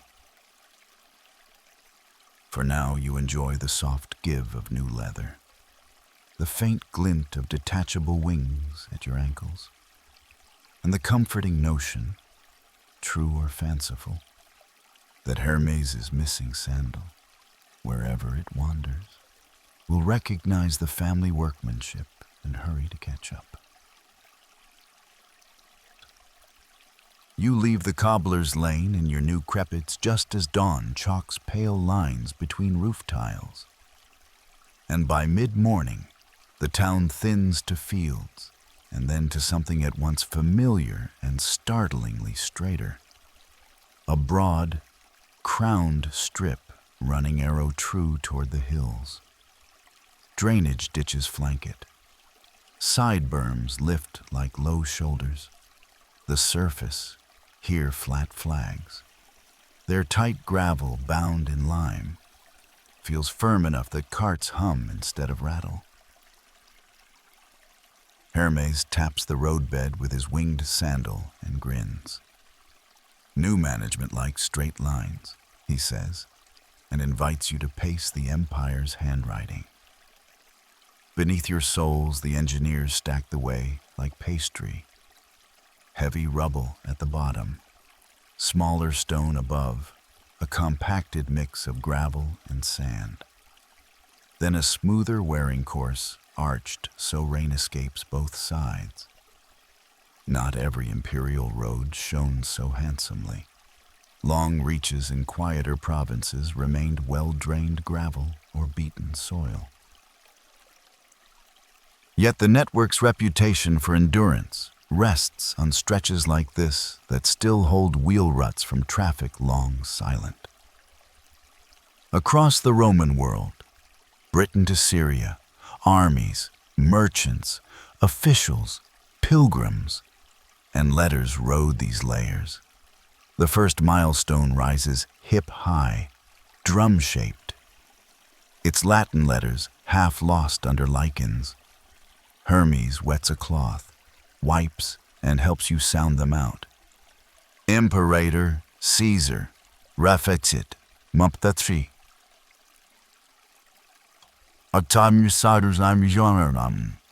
The abbreviations condense a boast that the emperor restored this stretch, and that the spot where you stand lies 24 milia passuum from the measuring origin. A Roman mile equals 1,000 double paces of a marching soldier, roughly 4,850 modern feet, just under a present U.S. mile, about 0.92 midwatts, Lowry 1.48 kilometer. Distances were usually counted from an official zero, perhaps a city gate, a forum column, or in Rome itself the gilded master markers set by Augustus. Elsewhere local starts varied. Offerings scatter the base, coin slivers, wilted rosemary, a clay foot no longer than your thumb. Cart teams pause to pat the cylinder for luck before tackling the next rise. Children play, count the paces from stone to stone. Miss the number? Trade sandals, land exact. First sip at the coming well. A drowsy roadside legend says some districts carved tiny second faces on the reverse, so homebound travelers met a smiling Hermes, while outbound walkers saw a sterner look urging courage. Only a few two-sided survivors hint this might sometimes have happened. Most stones bear a single face or none at all, so the story curls in the maybe pile. Smoke lifts ahead above tiled roofs, a posting complex of the cursus publicus, the imperial relay. A low stable, mutatio, muta-tio, lets couriers swap horses. A broader inn court, mansio, offers beds, grain bins, a smithy, and a clerk's room where travel warrants, diplomata, are checked. State messengers bearing sealed packets drew fresh mounts and rations. Private travelers could sometimes pay for fodder and floor space when stalls were free. Excavated stations along major routes show stables, wells, refuse pits heavy with shoe nails, and occasionally bathrooms to ease saddle-sore riders. Inside the office, a painted board lists the next stops with distances. Ad Pontem 6, Ad Thermus 12, Col Onium Sevient. Hermes leans close. Copy before weather edits the ink. Written itineraries, line lists of stations and stage lengths, circulated on wax tablets, parchment strips, and wayboards. Two famous later survivals hint at the habit made grand. The Itinerarium Antonini, essentially a catalog of roads and mileages across the empire, and the elongated parchment schematic we call the Tabula Peutingeriana, P-O-Y-Ting-Er-E-A-Na. A medieval copy thought to echo late Roman originals that squeeze the world long and thin so roots read like threads. The station scribe shows you his wax template. Columns for name, number, notes, good water, steep ridge, customs post. When a bridge washes out or a shortcut opens, he scrapes and rewrites, dispatching copies with merchants and couriers. Somewhere in that copying chain, slips creep.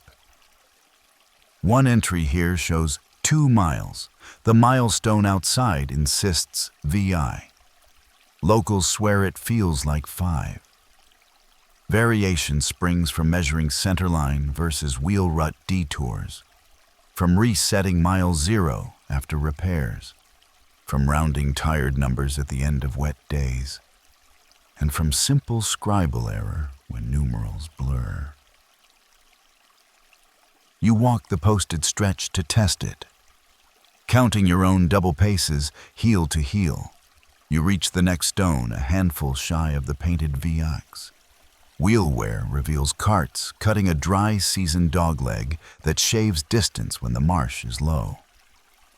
Survey crews in legionary times likely use the grochma, for straight alignments, measuring rods, sighting poles, and occasionally odometer carts with geared stone-drop drums described by technical writers such as Vitruvius.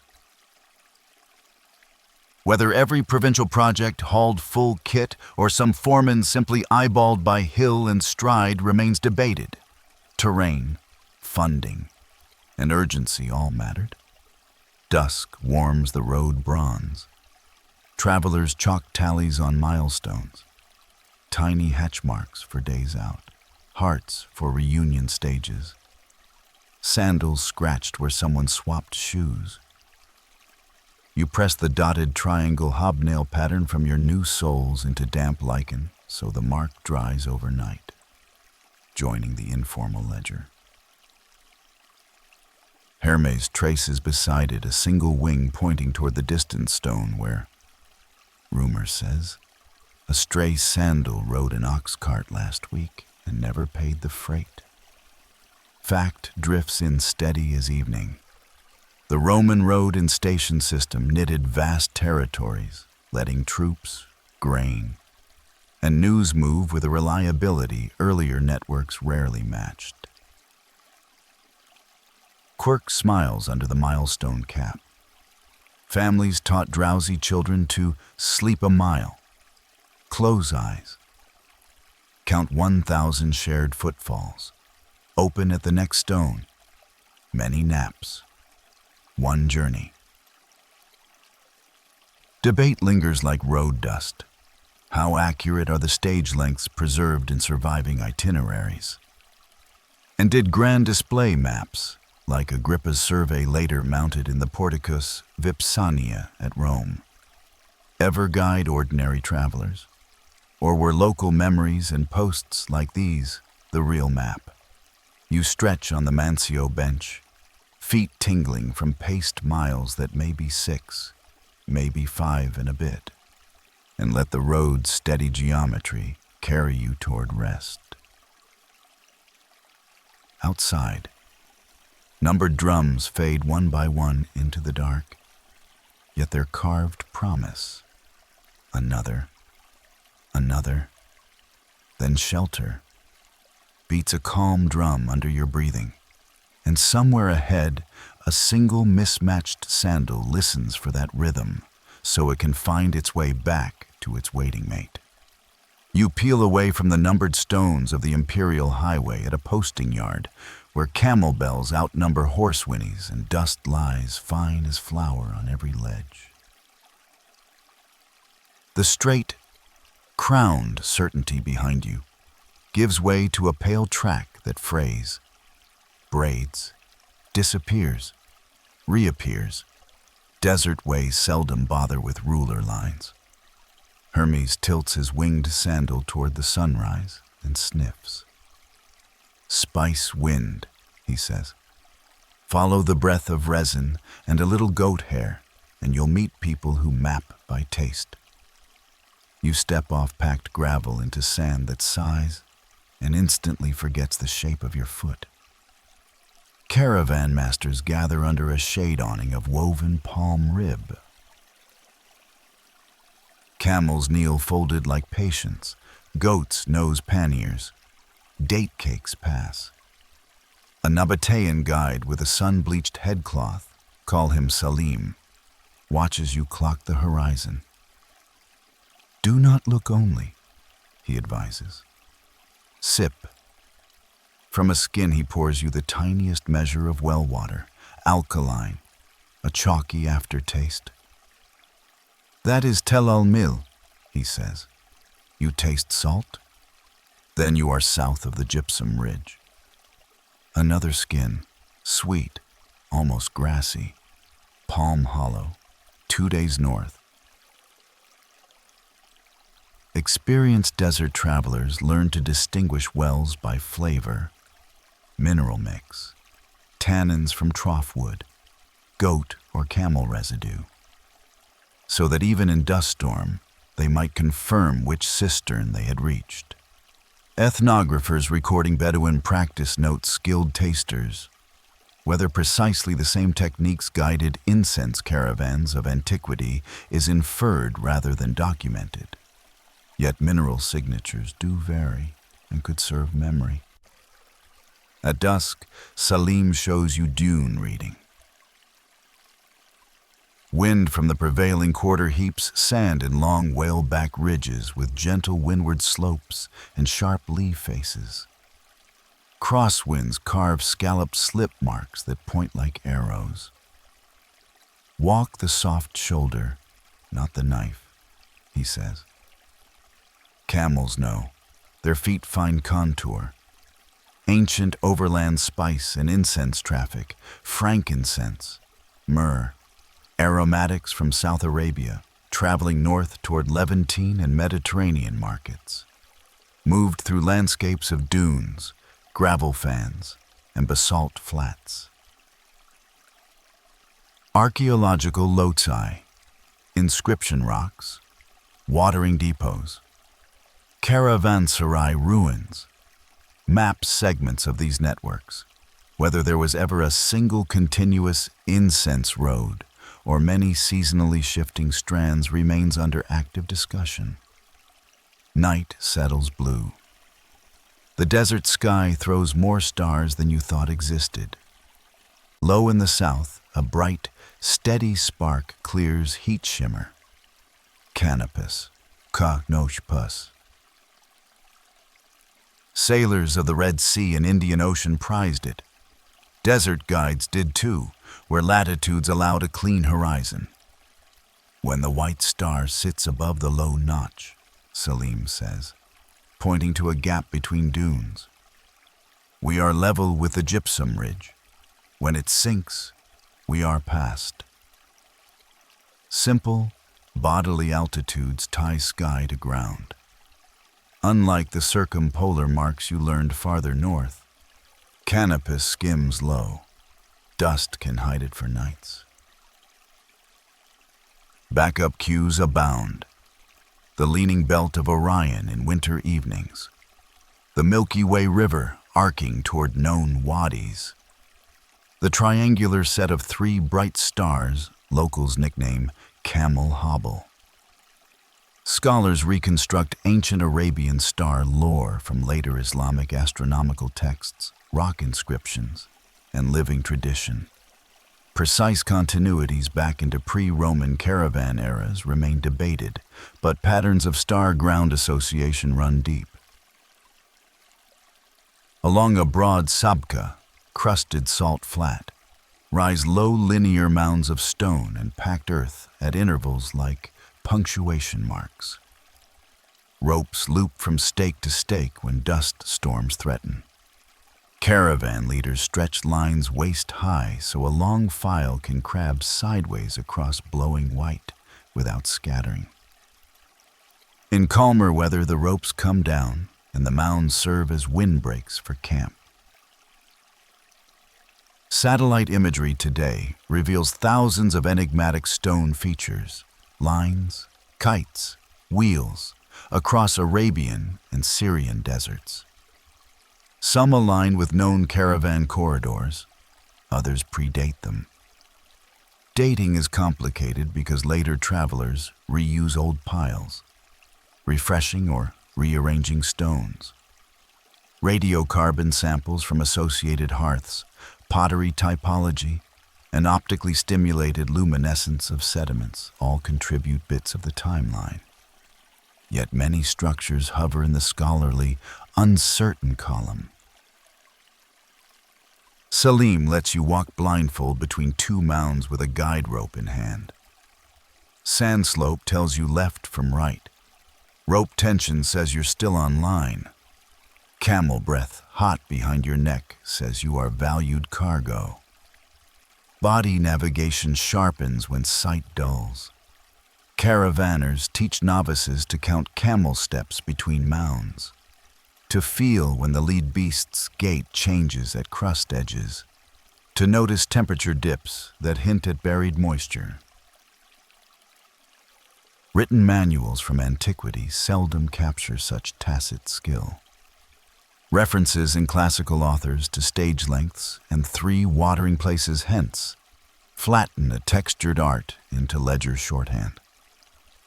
At the next camp, a cluster of low walls circles a deep stone-lined shaft, a desert well house. Date fronds shade pulleys. Troughs radiate like spokes. Nabatean masons in some regions faced interior shafts with dressed blocks and built catchment aprons to funnel scant rain. Elsewhere, simple dug pits lined with brush sufficed. Survey reports across the Negev and northwestern Arabia document chain wells, reservoirs, and rock-cut cisterns associated with caravan traffic, assigning each to Nabatean, earlier Arabian, or later Roman refurbishment sparks lively debate because features were cleaned, deepened, and reused over centuries. Pottery scatter, plaster composition, and inscription style help, but mixed fills blur lines. Quirk glints near the troughs, small pebble mosaics of animals, gazelle, camel track, sandal, set into the plaster lip. Travelers place them as thanks when water holds. Kids rearrange them into arrows pointing toward the sweet trough so the best drinking order rotates fairly among herds. Most pebble art erodes. A handful preserved under collapse gives archaeologists tantalizing hints that decorative signaling doubled as guidance. Intentional code or idle art? Papers argue both. Before sleep, Salim unwraps a threadbare parchment scrap showing a chain of circles, wells, linked by dotted arcs across blank wash. Between 2 circles, someone long ago pressed a tiny sandal stamp beside 3 stars. Storm year, Salim says. A guide lost shoes in drift. Follow 3-star line to borrow from next camp. It could be fable, could be field note. The parchment script layers, old ink, newer corrections, mirror the way desert routes accrete memory. Modern scholars comparing classical itineraries, epigraphic station lists, and GIS corridor models juggle similar overlays. Desert wind edits evidence faster than libraries can file it. Fact settles like cooling sand. Long-distance caravans in arid zones depended on strategically spaced water, seasonal star knowledge, animal memory, and human cooperation, archaeological wells, cairn chains, and way stations across the Arabian and Near Eastern deserts testify to sustained overland exchange in incense, spices, textiles, and ideas. Quirk curls its toes in the cup, tasting wells to name them, pebble animal mosaics that rotate drinking turns, and the ever-traveling sandal stamp that says, borrowed, return soon. Debate blows soft as night wind. Who built which mound lines? How fixed or braided the famed incense roots truly were? And how closely later written accounts mirror the lived tracks under your feet.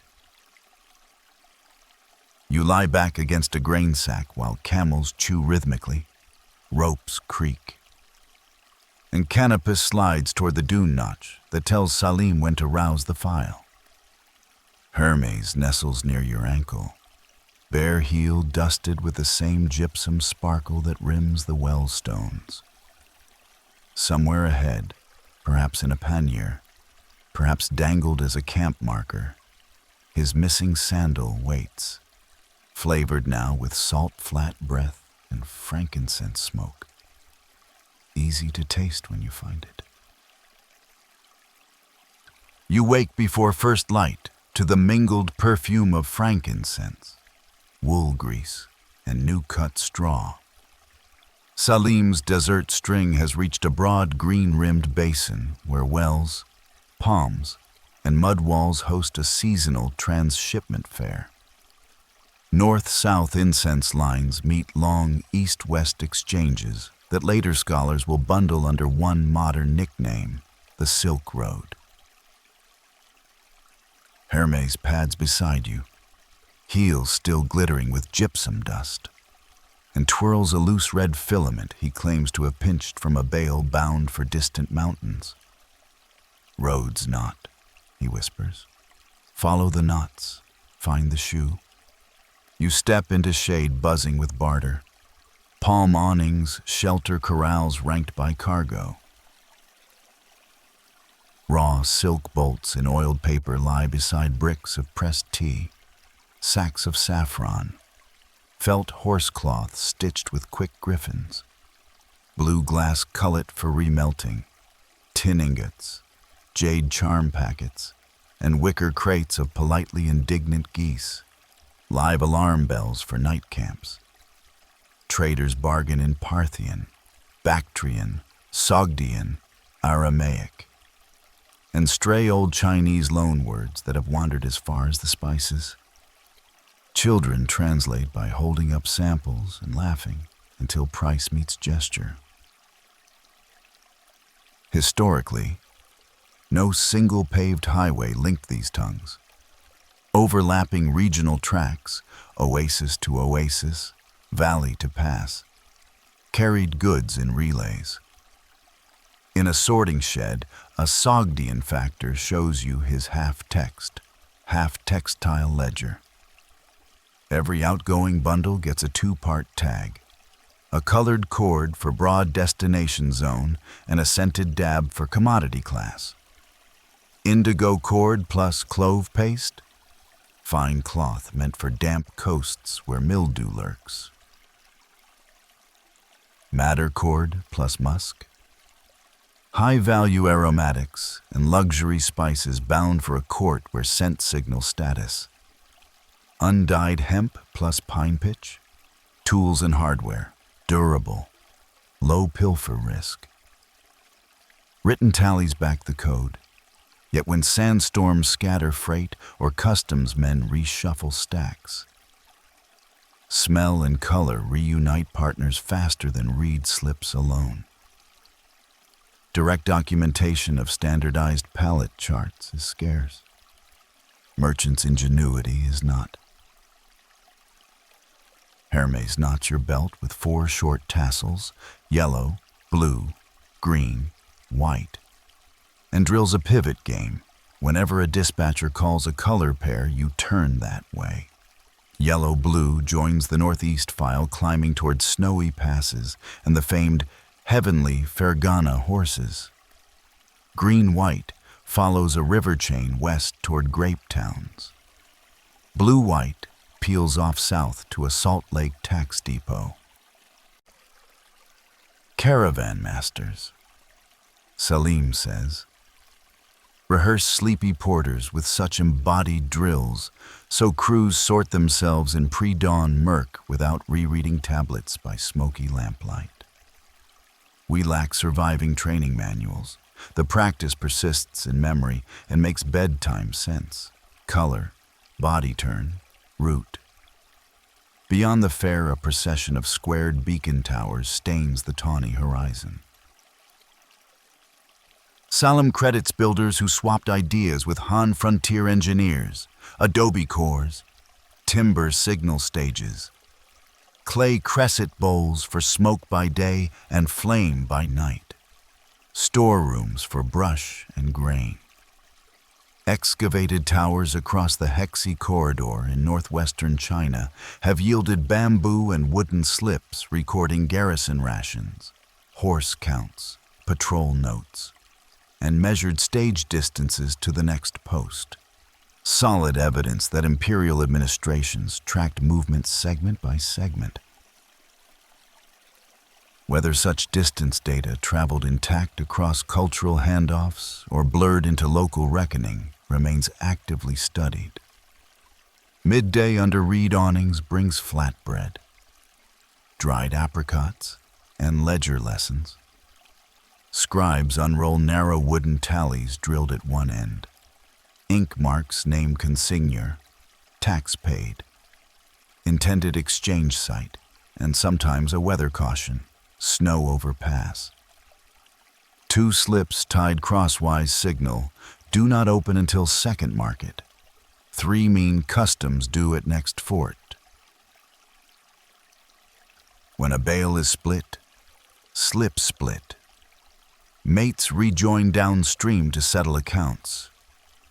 Waterlogged climates seldom preserve these papers, but arid frontier posts, Juyan, Dunhuang, Nia, have yielded caches of wood and bamboo documents that illuminate how administrators logged traffic. How fully private traders mirrored state record style is less clear. Quirk flaps from the goose pen. Because geese shout at trouble. Some caravans tuck one down feather beneath an outer cord knot.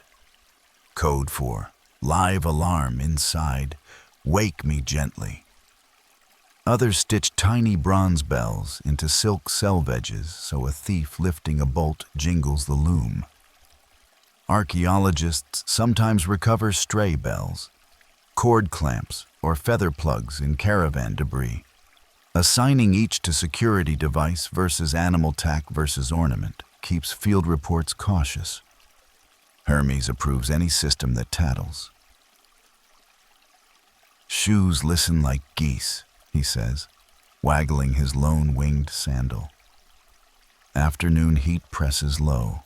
Factors rebundle cargo into modular loads scaled to camel, yak, mule, or river scow. Hermes sweeps trimming scraps, indigo, saffron, hemp twine, into his palm and weaves them into a miniature sandal charm, pressing a speck of mica at the heel. If you forget which road you walked, he says, smell your belt. You do. Smoke for desert camps, clove for coastal trade, musk for court freight, pine for tools, multisensory mapping, color, scent, texture, weight, anchors memory when scripts change every 100 leagues. Traders who cannot read one another's alphabets still follow the same red cord and cinnamon smear. Fact settles like silt after watering. The so-called Silk Road was a network, not a single road. Central Asian middle communities, Sogdian merchants especially, brokered exchanges of silk, horses, glass, metals, beliefs, and stories across staged corridors. Han frontier towers and documents show organized state relays. Finds of Chinese silk in Mediterranean burials and Roman glass and coins in East Asian contexts confirm long-distance movement even when few individuals traveled end-to-end. Quirk smiles in tassel codes, goose feathers, and jingling selve edges. Debate hums. How standardized were bale marks across zones? How far did information about distant termini travel with goods? And because the label Silk Road was coined in the 19th century, von Richthofen, how much does that modern frame blur the many older names local travelers actually used? Evening cool returns. Caravan strings form color bands in the dusk. Yellow-blue east, green-white west, madder-musk south, until the whole oasis resembles a loom beating a slow shuttle. Somewhere in that weave, Hermes' missing sandal rides, tucked in a silk bolt, picking up clove dust and high-pass snow scent. You adjust your tassel code, fall into the chosen file, and let the braided road draw you onward like thread through cloth. Each footfall another quiet stitch in the widening map you now carry inside. You rejoin the west-trending caravan ribbon in the cool before dawn. Tassel coat at your belt, still smelling of clove, musk, and pine. Palms thin, salt scent rises. And by afternoon, wind you crest a low ridge to see water widening into the Nile Delta again. Broad gleam, reed lace, and far beyond, the remembered lighthouse spike crowning Alexandria's harbor. Hermes twirls your mixed-thread miniature sandal and grins. People here collect paths the way bees gather pollen, he said. Walk soft. Every footprint is an index card. You laugh. Because of course a city that lights the world would also catalog its roads. Custom officials along the Heptastadion Causeway, the long mole binding Pharos Island to the mainland, inspect bales, sniff resins, and, according to long-told reports, borrow writings from arriving ships so royal copyists can duplicate them for the great collections before returning the originals. Whether every scroll truly went ashore is uncertain. Ancient anecdotes may overpraise the policy. Still, Alexandria's hunger for texts was famous. Port clerks notice your colored knots, ask the meaning, and promptly summon a library runner who begs permission to sketch your scent code system for the shipping archives. Maps begin collecting you the moment you arrive. Within the sprawling Mauzian complex, the air tastes of chalk dust, cedar oil, lamp smoke, and papyrus glue. Shelves rise tier on tier. Niches hold globes, measuring rods, jars of Nile silt labeled by flood height, and bundles of ship captains' headland lists filed beside temple distance tallies from priests upriver. Callimachus once began organizing this wealth in his vast pinaques. Catalog tables by author, subject, and opening line, so seekers could find texts without unrolling every scroll. Only fragments and later notices survive. Scholars still debate its exact scope. Yet the idea of systematic cataloging hums in every bay. A map room glows amber. On a longboard, scribes pin waxed linen strips edge to edge. Coasts from Phoenician pilots, river bends from nilometer surveys, caravan wells from Nabatean tallies, star-rising notes copied, with much amused eyebrow lifting, from Mesopotamian tablets like the one you carry. Each strip bears ink in its home script. Overlaps disagree. Margins bloom with polite questions. Distance from Canopus mouth to Syene, one reads. Another adds, road fork dry 3 seasons. Librarians layer comment atop comment until thin regional memories braid into wide imaginations, proto-atlases living in drafts. Here you meet a genial scholar with sun-lined cheeks. Later ages will remember him as Eratosthenes, who shows you 2 vertical sticks, one planted here in Alexandria, one imagined in southern Syene, where he has learned the high summer sun shines almost straight down deep wells. Measure the noon shadow angle here on that day. Compare the fraction to a full circle. Multiply by the measured distance between the cities, and the size of Earth emerges. Ancient reports credit his result at roughly 250,000 plus stadia. Convert the stadion, and you get differing modern miles. Yet the method itself remains a celebrated leap. Evidence that many learned people of his time accepted a round Earth and experimented with scale. You shade the stick. Hermes marks the shadow with mica. The world suddenly has a number you can feel underfoot. While clerks copy, you wander among specialist tables. One team cross-checks coastal Periploi against grain tax accounts to infer inland transport where harvest does not match export. Another counts funerary barge days between cult centers to estimate river mileage. A third compares caravan scent codes, your belt again, with spice residues scraped from amphora sherds dredged in the harbor mud. From such mashups emerge wide choreographies, descriptive region sketches that mix measured distance with travelers' notice of wind, water, and custom.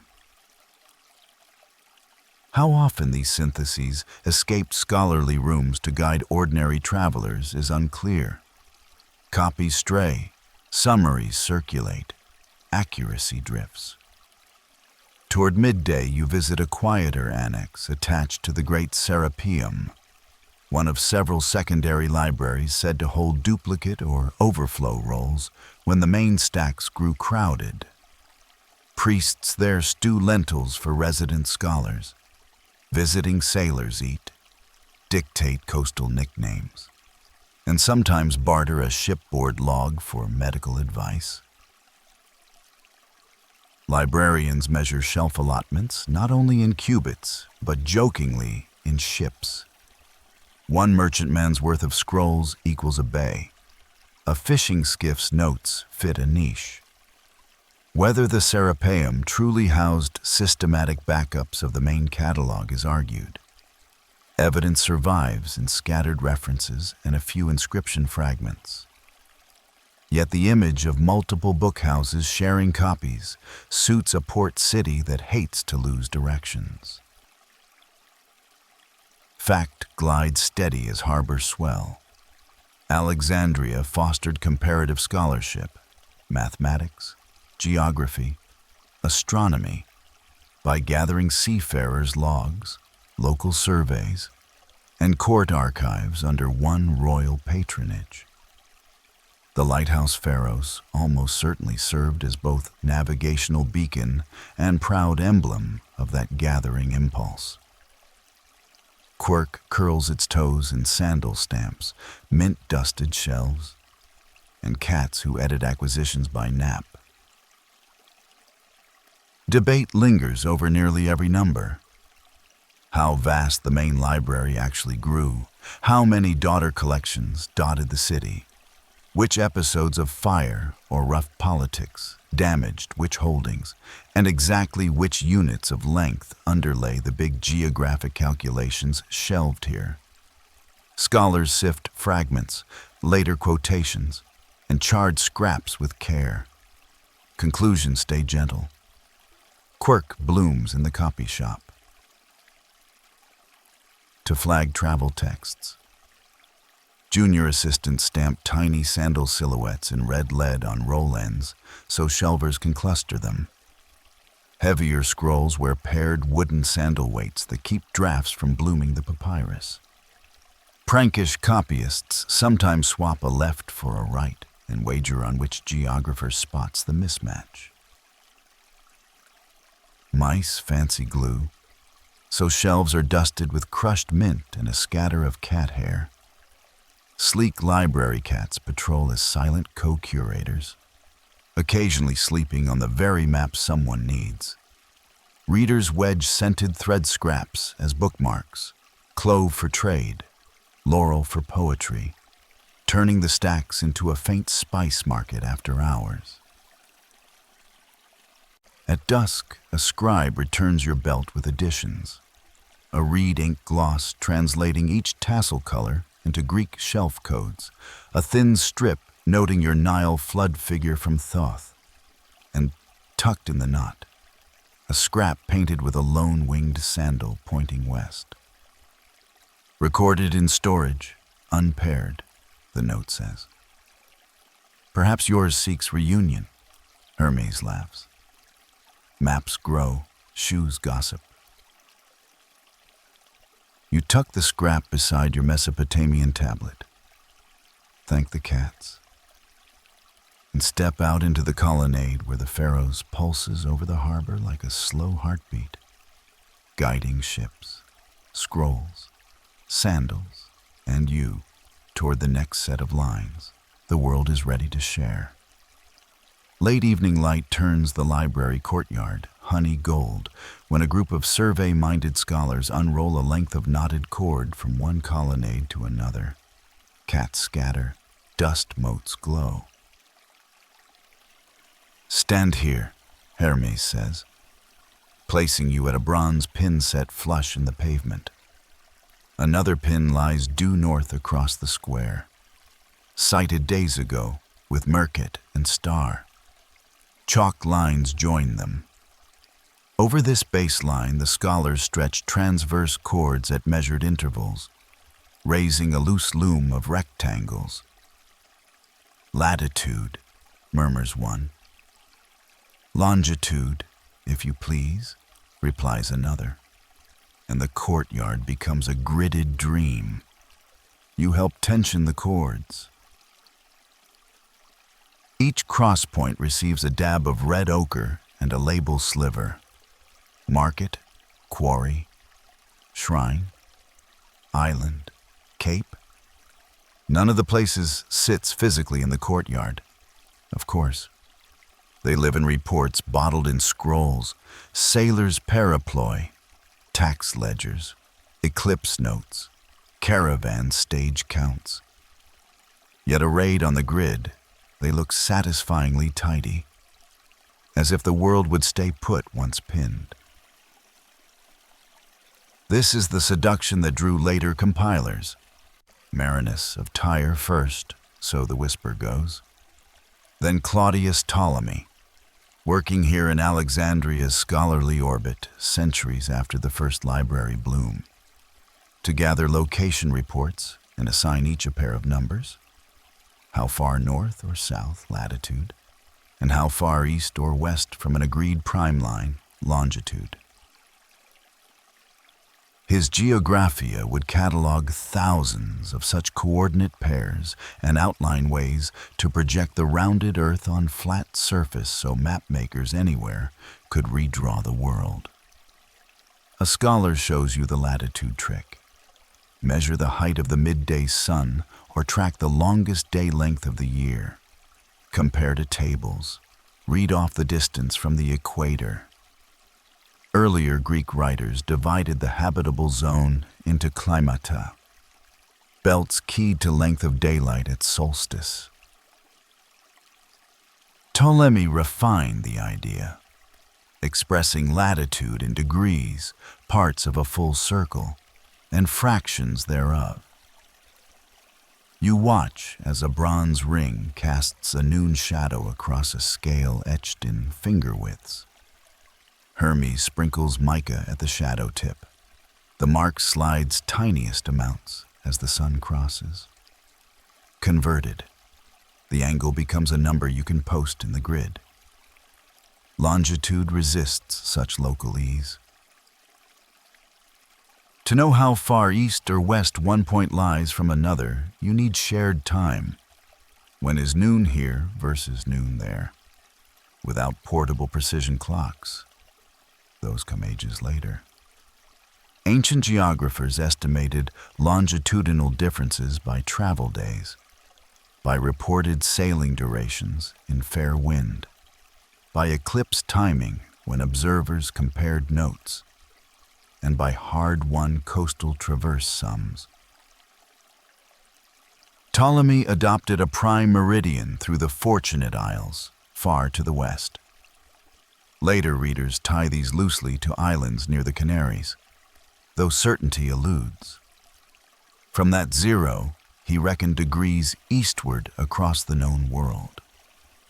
Because Earth's circumference figure he used ran short, his Asia squeezes broad spaces, crowding far eastern lands closer to Europe than actuality, an error that would echo into later map expectations. Quirk pads across the cord loom. A library cat swats a knot. Shifting roads a finger north. Students burst out laughing. Someone writes feline adjustment in the margin.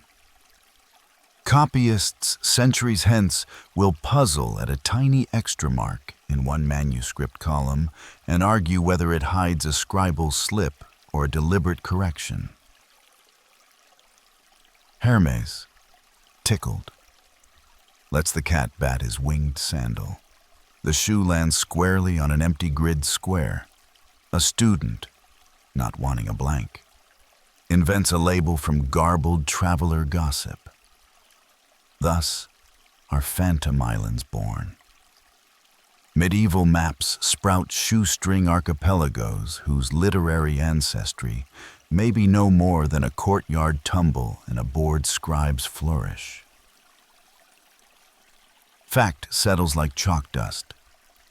Ptolemy's coordinate system, degrees of latitude and longitude laid over a mapped oikumene, became foundational for later geographic science. Surviving Greek manuscripts and early Arabic translations preserve thousands of place listings with numbers that, when converted, let modern researchers gauge ancient spatial knowledge and error. The work also explains map projections, ways to flatten Earth's curve, offering several, including the conic and modified perspective forms that influenced Renaissance cartographers. Even where the numbers err, the framework endures. Debate, courteous as a librarian's whisper, continues over sources and scale. How heavily did Ptolemy rely on Marinus of Tyre's earlier compilations? Which Earth circumference measure lay behind his degree length? Did scribes in transmission slip digits, confusing 60s-based fractions, misreading minus signs, thus enlarging distortions? Some coordinate clusters align well with modern positions, others drift by wide bays. Scholars build error maps, color shading regions where ancient data ran rich versus thin. Results suggest sea-fringed zones fared best, deep interiors least, unsurprising given the kinds of reports reaching Alexandria. You kneel beside the chalked grid while a scribe reads sample entries. Alexandria, lat 31 degrees approx, lon 60 degrees from Fortunate Isles, pin, Sienne, lat near 24, lon roughly 62, slight east, cord taut. 10 Isles. He squints. Numbers wobble. You sense rumor outrunning measure. Hermes places his bare heel where the list hesitates and says, "Right, Sandal uncertain, verify." Laughter. Yet the note stays. In margins of scientific manuscripts, copyists sometimes inserted acrobesteron. Needs more exactness, reminding later readers to check. You like that bedtime honesty. Here we know, here we guess, here we dream. To feel the scheme bodily, the scholars stage a walking planet. A painted hoop on the pavement marks the equator. Concentric bands north label the climata. You stand where your travels have carried you, somewhere between lines remembered from Thoth's flood scrap and Salim's desert stars.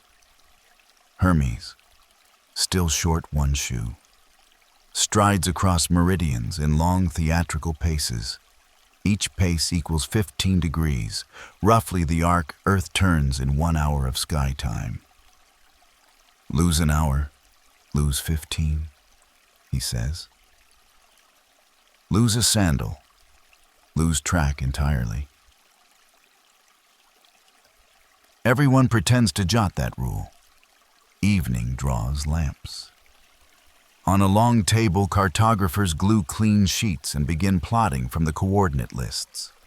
Dots bloom, coasts sketch, rivers snake, mountain strings rise. Sometimes from data, sometimes from decorative habit-filling voids. When a number falls suspiciously out of line, port inland, mountain offshore, a quizzical dot is penciled lightly and circled. Awaiting traveler confirmation, the margin reads. Many such circles populate early drafts. Fewer survive in handsome finished copies. Generations later, users may forget which points were solid and which provisional. Your memory of this lamp-lit drafting keeps the distinction tender. Maps are conversations frozen mid-sentence. Before you go, the lead scribe presses a wax tablet into your hand. It holds the grid coordinates for the Crossroads herm where you first found the child Sandal. Bring back the mate, she smiles, and we'll plot it.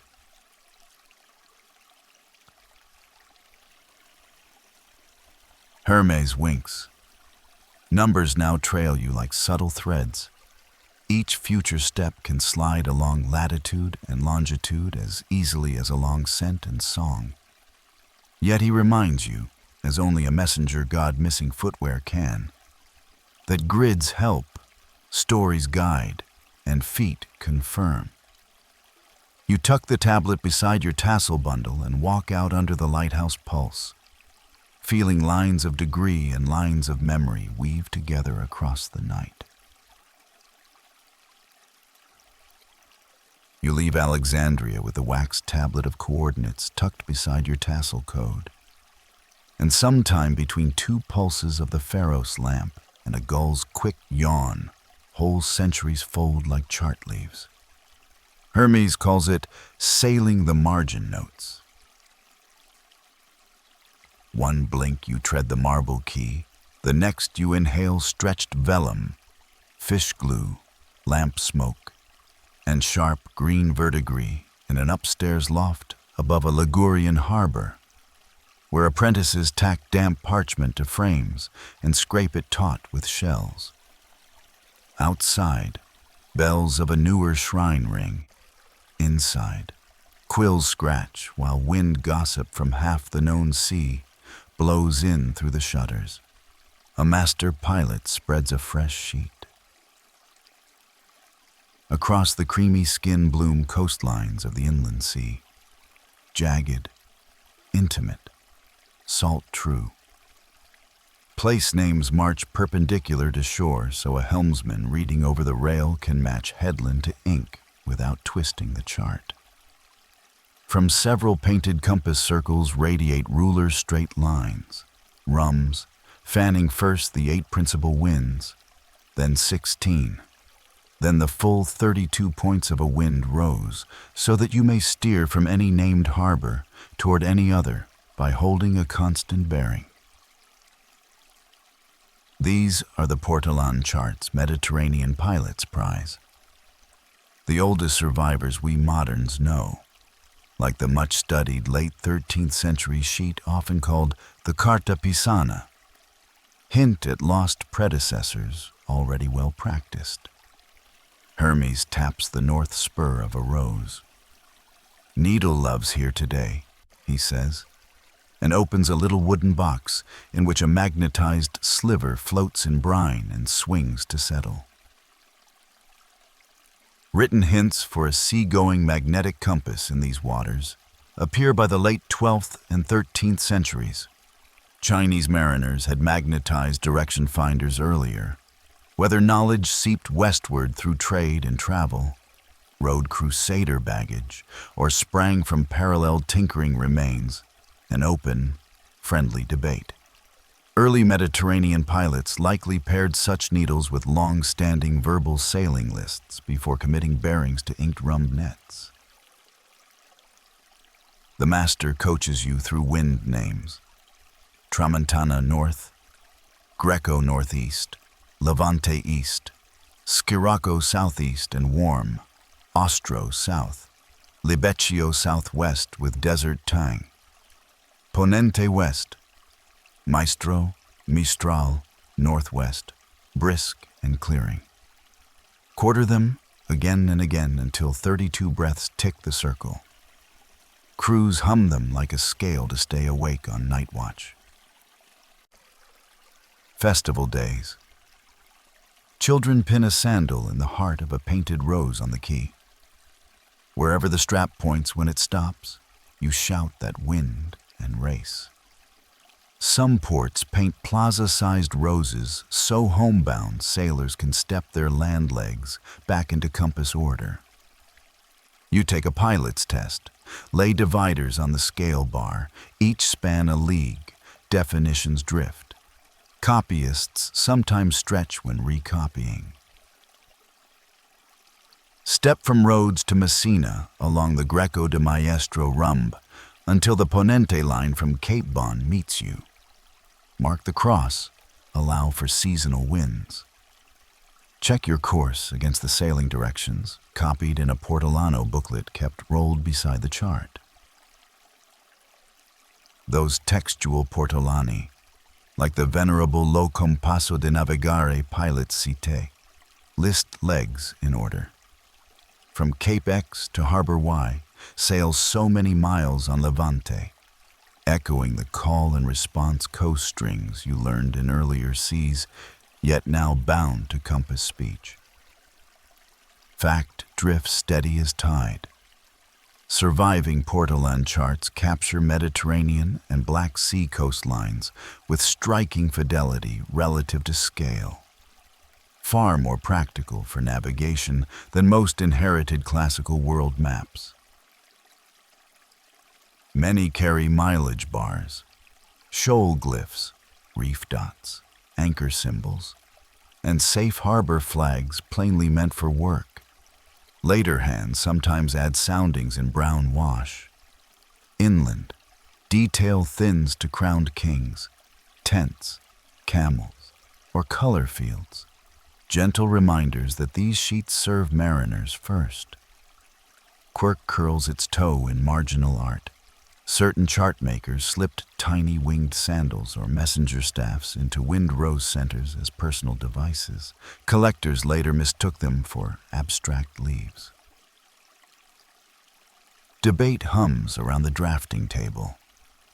How did such sharp coastal accuracy arise without a full latitude-longitude grid? One school credits cumulative dead reckoning legs corrected across generations of dense cabotage. Another imagines inheritance from late antique hydrographic plotting now lost. Most accept a hybrid, magnetic bearings, estimated distances, pilot book cross-checks, and occasional star or solar fixes. Scholars also test whether early charts align with true north or the wandering pull of magnetic north. Slight angular drifts measured across dated sheets feed lively articles. Projection questions linger too. Many portolans behave like flat plane charts, good over limited spans, yet wrap large gulfs surprisingly well. Where two rose webs overlap, rums crisscross like woven cloth. Pilots step composite courses, sail Levante until the Ponente from Corsica crosses under the Maestro from Sardinia, then fall to Lebeccio from Majorca. Your memory, trained by herm counts, star drills, scent knots, and milestone paces, adapts easily to the lattice. Hermes plants his bare heel at a rose center and spins. "Where would my lost sandal fly?" he asks. The floating needle settles. You extend a rhumb.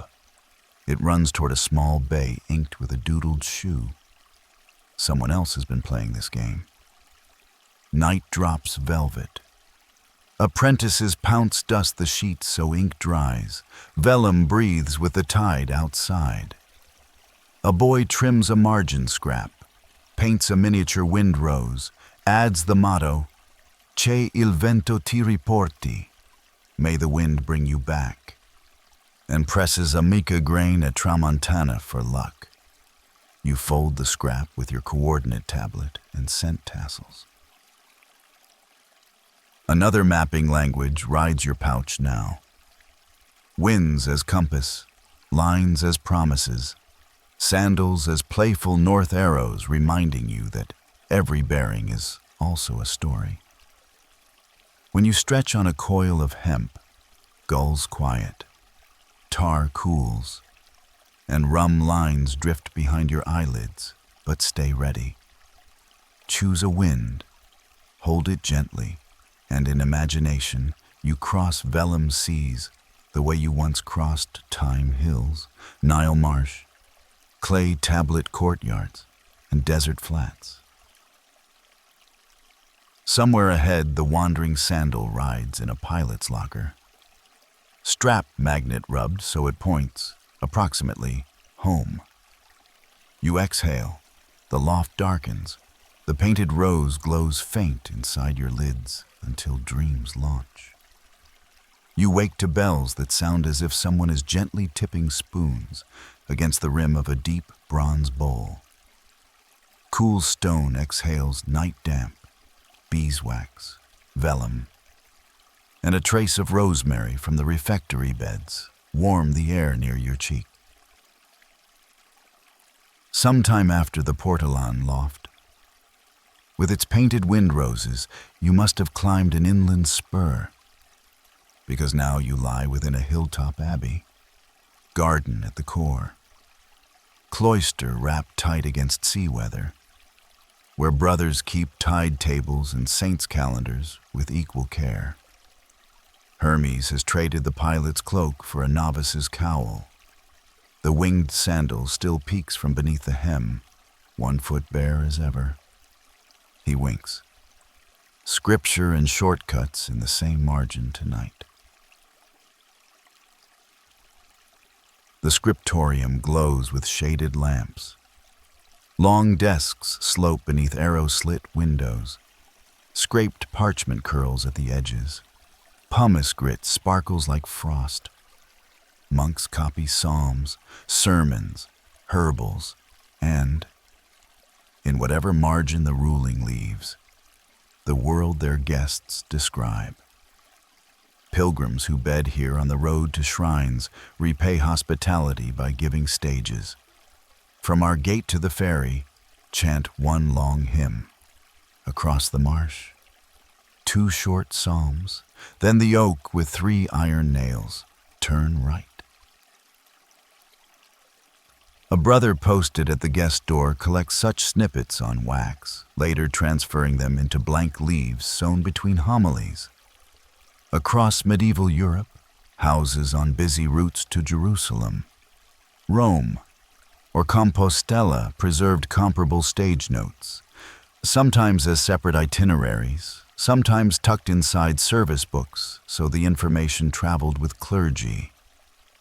You sit beside an illuminator repairing a mouse-nibbled missal leaf. In the bite-out gap, he sketches a brown path, dots it, adds 3 tiny roofs, and labels them with cropped place names. If we leave blank, the vellum puckers. He smiles. If we lace a road, the page stays lively. Scholars still debate how often such marginal lines were meant as literal guides versus playful filler, yet in a few surviving codices drawn paths line up strikingly with written stage lists elsewhere in the book, hinting that image and itinerary sometimes partnered. Where direct matches fail, the roads may be devotional metaphors, life is pilgrimage, or simply a scribe amusing a weary future reader. Either way, you feel geography creeping in along the edges of prayer. Hermes passes you a shallow tray of pigments that smell faintly of kitchen. Saffron yellow, verdigris green, lamp black, chalk white ground in wine. Mark safe water, he whispers. You dab a thin ribbon of blue beside a miniature bridge. Out on real roads, waykeepers occasionally tinted roadside stones or bucket rims to flag potable wells for pilgrims. Traces of copper blue washes linger on some medieval rural wellheads, much as fresco color clings to chapel walls. Demonstrating a standardized color code everywhere is difficult. Repainting, weather, and later reuse blur signals. So researchers log pigment residues cautiously and compare against local accounts. Copying stretches late. Humor blooms with fatigue. One brother inks a snail chasing an armored knight. Another adds a rabbit ringing a handbell. At Hermes' urging, you sketch a winged sandal pursuing a scallop shell. The emblem worn by pilgrims to Santiago de Compostela to show they have walked or intend to. Lead tin pilgrim badges cast as shells.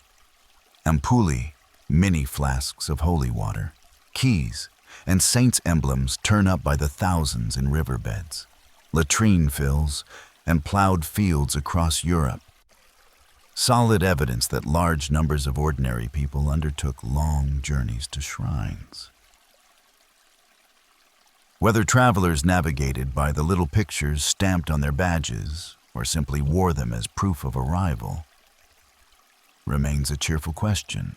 Some badges include stylized bridge or road motifs that might have cued direction when repeated. After complying, the community circles the cloister walk paved in cool flags. Some churches set labyrinth designs into nave floors, so worshippers unable to travel abroad could walk a symbolic path standing in for the long road. Jerusalem, Rome, Compostela as prayer. The great stone labyrinth at Chartres becomes the famous example in later centuries. Yet smaller inlaid line mazes appear at Reims, Lucca, Amiens, and other sites in varied states of survival. Historians continue to weigh how routinely these labyrinths functioned as mapped substitutes. Meditative walking devotions, festival games, or all three, depending on season and local teaching. Before bed, a lay brother sprinkles chalk footprints along one arcade. Left, right, pause. So tomorrow's visiting children can play Road to the Relic. One footprint graffiti, carved, painted, or inlaid, appear in several shrines. Some mark where petitioners stood, some point toward crypt entrances, others may simply echo games like tonight's.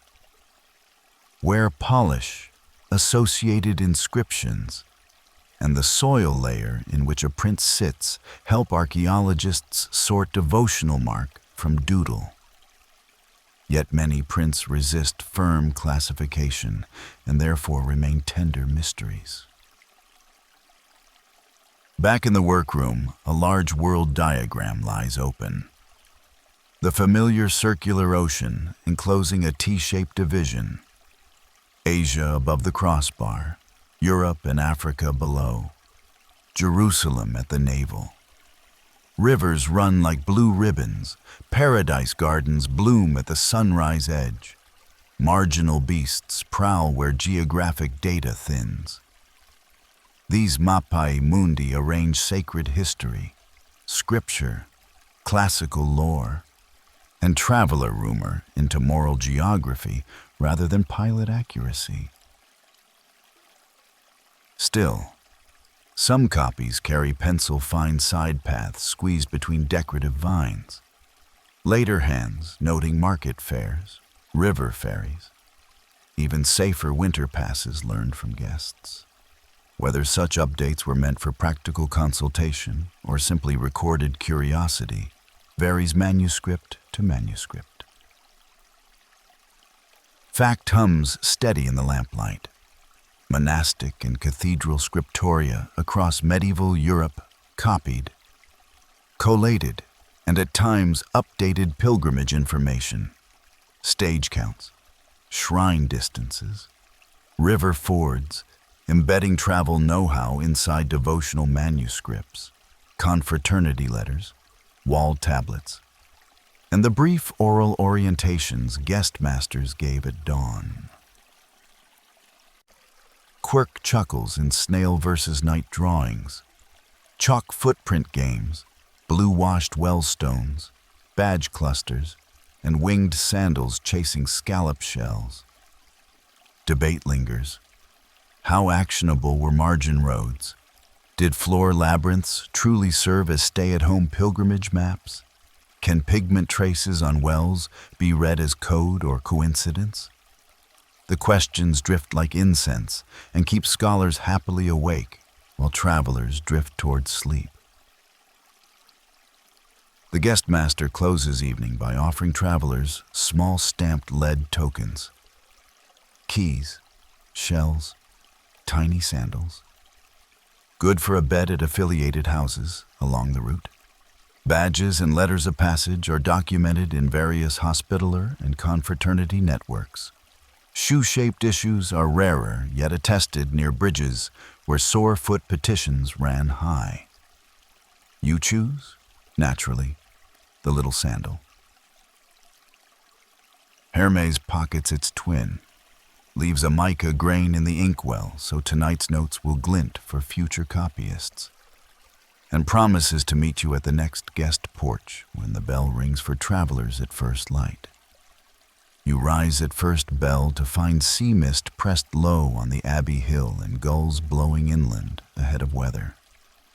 The guest master returns your little lead sandal badge and a twist of oatcakes for northern water, monk shorthand for pack something dry.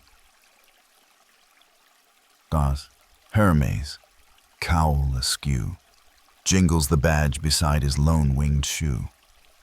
North, he says.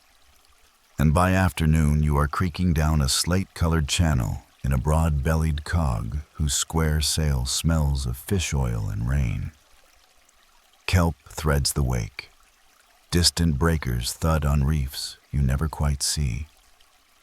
Chill climbs the rigging. Nights shorten. Stars ride low and quick. Timbered headlands serrate the horizon. Fjords, skerries, inlets layered like folded cloth. At one anchorage, the crew shifts you to a deeper keel cargo craft, a nar, ku-nar, kin to the long sleek warcraft of saga memory, but fuller in beam for freight, single square sail, overlapping clinker-built planks riveted with clenched iron, broad strakes that flex yet hold, steerboard to starboard. Archaeological hulls from Skuldelev in Denmark and other Norse wreck sites preserve these construction habits. Light enough to beach, strong enough for ocean swell, repairable with spare planks and lashings. You run your palm along tarred seams and feel the boat's quiet confidence. Coastal pilotage proves first lesson. Read the land like runes. The steersman smiles. Headlands earn memory names: Whaleback, Split Tooth, Three Brothers. Saga texts preserve sailing directions in similar cadence. Sail west from Hernar until you lose sight of land. Keep the sun to the south on fair wind. Ice on the bow means Greenland draws near. Though most written copies post-date the earliest voyages, and copyists may have blurred bearings. In practice, mariners pair profile memory with depth soundings. Cast a tallow-greased lead, feel gravel, mud, or shell print the base. Smell kelp rancor near shallows. Listen for surf echo doubling under cliffs. Laid weights with tallow cups known from later finds fit the method, and nothing about earlier crews would forbid it. Stars help when skies clear. Tonight clouds sulk low and noon hides. The steersman produces a palm-sized wooden disc scored with concentric curves and a central pinhole, a shadow board, sometimes called a sun compass. At local noon, when the sun climbs highest, he plants a short gnomon, where the shadow tip meets the carved curve, tells today's latitude memory. Repeat tomorrow, longer shadow. You've drifted north, shorter, south. A fragmentary wooden disc found at Unartok in Greenland has been interpreted by some researchers as part of such a device, possibly used with string and sight marks to steer along a chosen parallel. Others caution it may be devotional, gaming, or something altogether different. Weathering, incomplete context, and later reworking keep the discussion open. Cloud thickens, sun disappears entirely. Here emerges the famed sunstone, Old Norse Solarstein, S-O-H Larstein, mentioned in later saga tradition. The navigator hands you a clear rhomboid crystal, calcite, Iceland spar. Rotate it while peering at the overbright sky. Twin images inside wax and fade. Where their brightness equalizes marks the plane of polarized light and, with practice, the hidden sun's azimuth behind cloud or after sunset glow. Modern optical experiments show such crystals can indeed locate the sun with workable accuracy under overcast or twilight conditions. A calcite crystal recovered from a 16th century English Channel wreck, the Alderney find, proves mariners valued the mineral. Though tying that specimen or the literary sunstone directly to Viking decks remains debated. No securely excavated Viking Age navigation crystal yet carries a label saying so. The possibility remains enticing, not proven. When fog drops to mast height, the crew release birds. The tale of Floki Vilgerdarson sending ravens to seek Iceland endures in saga literature. One bird circled back, no land. One settled aboard, land distant. The last flew straight and was followed. Whether the episode captures a common seagoing trick or a storyteller's flourish, releasing land-seeking birds over gray horizons would indeed give clues. Long-range migrants show directional bias, and most refuse to linger over open water when land lies near. Norse seafarers also read driftwood species. Spruce means west. Whale travel lanes, wind-borne seed fluff, and the color of sea bloom algae that freshens near estuaries. You practice feeling swell sets through the hull. A long running pulse from the open ocean overlain by a shorter rebound off unseen cliffs. A watery echo sounder akin to the wave-reading memory you learned watching Polynesian stick charts later in this journey. Quirk rides the prow, entering friendly fjords. Crews traditionally removed or lowered carved dragon heads so the landvetir, lahend vet ear, land guardian spirits, would not take fright. Saga passages remember the custom.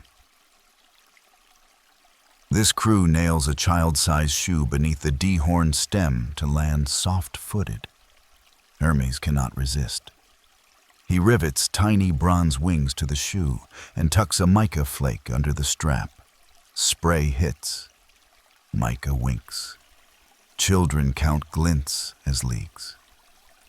Rumor leaps ship to ship that the god's missing sandal scouts ahead in gull form and winks back when harbors are kind.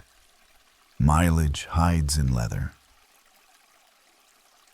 Each evening, the steersman cuts notches in a rawhide thong stretched along the gunwale.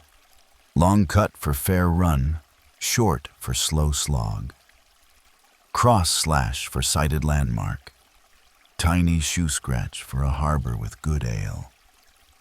He chants the tally into a verse everyone repeats while bailing. Wooden and bone prim staves, runic calendar sticks marking saints' days and seasonal labors, survive from later medieval Scandinavia. Whether early ocean crews carved voyage records afloat is uncertain. Yet tally sticks are common inland and could easily sail. For sport, the cook lays a pat of butter midships at dusk. Whichever rail the melt slides toward by dawn. Crew claim that current set for the day, joke navigation. Yet no one forgets the current after laughing. Fact steadies like keel. Norse mariners crossed and recrossed the North Atlantic centuries before precision clocks, reaching and settling Iceland, Greenland, and a short-lived outpost in North America, Lanzo Meadows, Newfoundland, that anchors saga memory in excavated turf walls and iron slag. Quirk curls in winged prow shoes, raven scouts, butter tests, mica count leagues, and gull rumors that keep children cheerful through cold spray. Debate keeps scholars pleasantly alert. The function of the Unartok disk, the historicity and frequency of sunstone use, how literally to read sailing instructions preserved in sagas written generations after the earliest voyages, and how often crews steered open ocean latitude courses versus stepping coast to coast. Fog thins to pewter dawn, dark rock lifts, a waterfall threads silver between pines. Bell buoys carved from whalebone toll the harbor mouth. Hermes taps his bare heel to the deck. When clouds hide the sky, he murmurs, trust crystal, bird, smell, swell, and tie your sandals twice. You laugh, pocket a sliver of Iceland's spar, and step ashore at a turf roof landing where runes carved in dock posts will try. with straight strokes and dragon curls, to count the ocean miles you've just brought inside your breathing. Mist from the northern fjord still cools your sleeves when Hermes slips the sliver of Iceland's spar into a pouch beside drift kelp, taps the deck once, and, so softly you hardly notice, trades gray chop for blue-green swell warm as bathwater. Fog thins, trade wind breathes, flying fish stitch silver commas across the bow. Pine gives way to pandanus scent. Outrigger canoes, slender hull paired with stabilizing float, skim a turquoise lagoon ringed by low motu islets.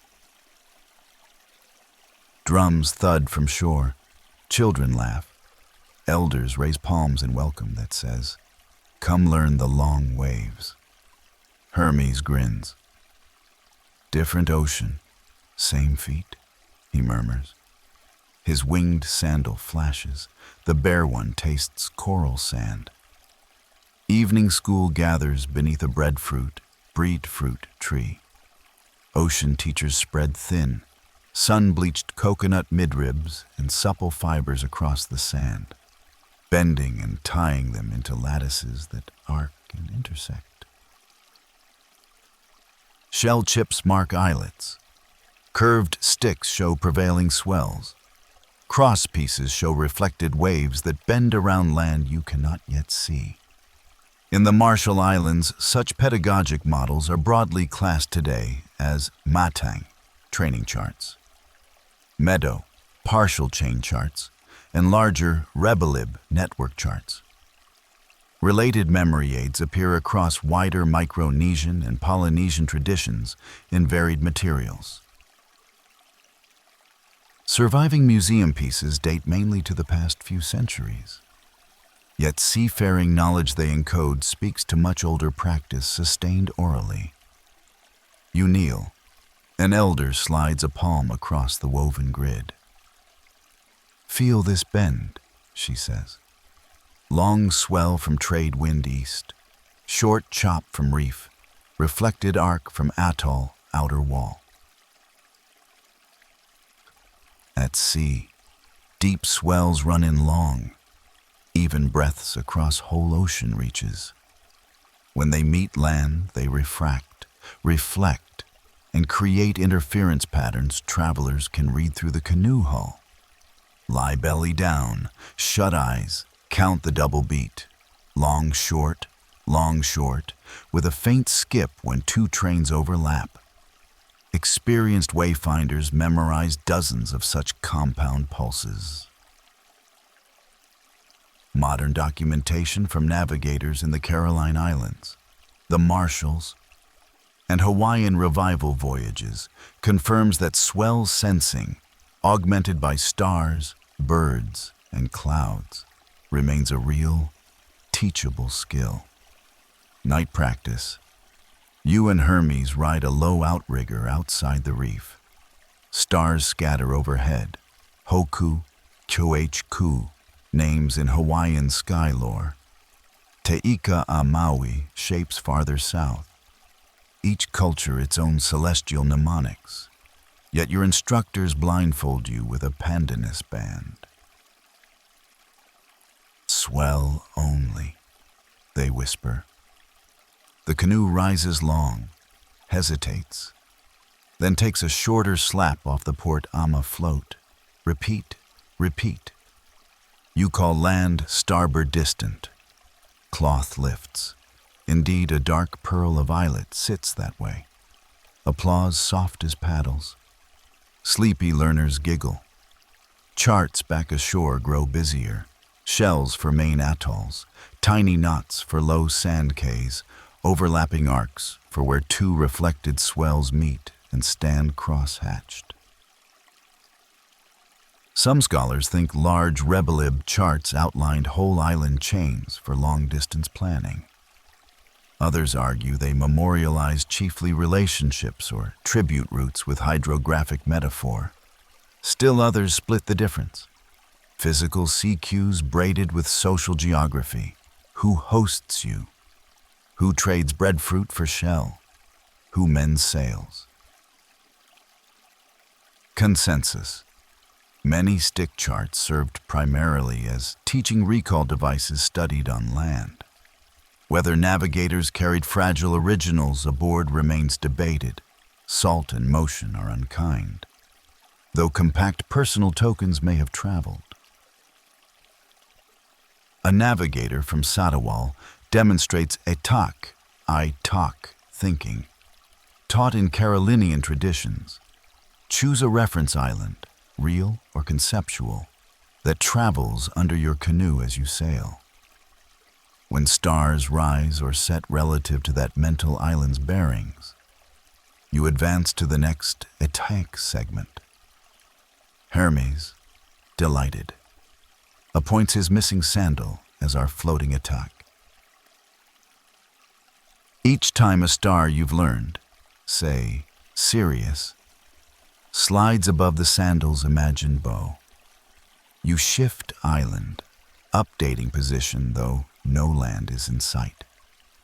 The exercise becomes a memory palace at sea. Sandal, star, swell beat, chant, landfall signs multiply. Low cloud domes often sit stationary above lagoons where warm air lifts moisture. Seabirds, terns, noddies, frigates fly daily commute arcs, sunrise and dusk. Swell shadows lengthen windward of atolls. Drifting pumice, plant seeds, and distinct wood scents ride currents long before land appears. Some navigators speak of te lapa, faint, quick flashes or streaks of phosphorescent light said to radiate from island reefs under certain conditions, visible on dark nights and used as directional hints. Contemporary research teams have recorded ambiguous flashes. Mechanisms proposed include breaking internal waves or bioluminescent organism sheens. Usage remains both honored in tradition and under scientific study. Not every voyager reports relying on it. Discussion stays lively. Quirk sparkles in the teaching gear. Children string miniature stick charts as mobiles above sleeping mats. If the night breeze rocks one arc against another, it sings reef, lulling them with gentle clack. Festival games hide a shell, the sandal, beneath one crossing. Players navigate by touch alone to find it. Master navigators scent sails with crushed leaves unique to their home islet so that when cloth dries after rain, crews breathe home wind. Hermes contributes a mica grain to each knot in your learner's lattice. Tilt it, and tiny stars glint, turning the model into a pocket night sky. Fact flows steady as tide. Austronesian mariners peopled the vast Pacific in purposeful voyages using sophisticated non-instrument methods. Star compasses, swell reading, birds, cloud, color, and remembered courses, moving from near Oceania outward through Lapita expansions and onward to the far reaches of Polynesia, Micronesia, and beyond, over many centuries. Archaeological dates, linguistic ties, and canoe remains support deliberate seafaring capability. Quirk dances in lattice toys, scented sails, mica knots, and sandal attack jokes that keep students alert during long memorization nights. Debate continues. Exact migration sequences and pause points. Whether some islands were first touched by drift and only later settled by design. How widely techniques like etak and formal stick charts spread versus evolving regionally. And to what degree pre-contact navigators routinely sailed backtrack return courses or exploited seasonal return winds. Late, you rest the palm rib lattice across your knees.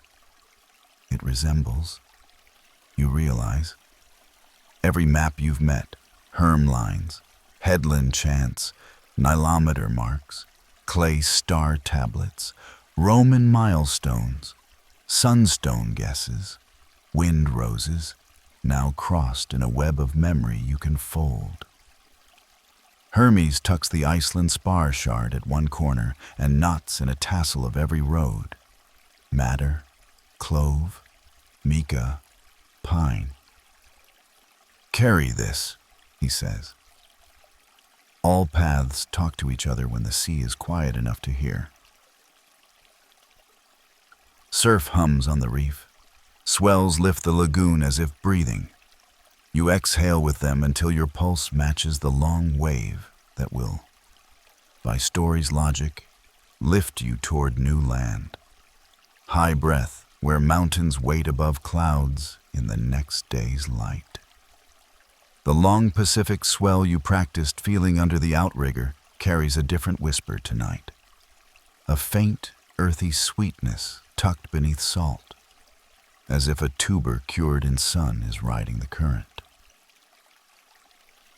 Hermes fishes up a tangled drift mat, feathers, pumice, and a bruised root he calls by its Andean name, camote, kin to the sweet potato that in real botanical history grows in South America, yet turns up, puzzlingly early, in Polynesian gardens far across the sea. How that crop crossed, voyagers westward, drifts eastward, exchanges coastal, remains warmly debated. The root in your hand becomes a story bridge.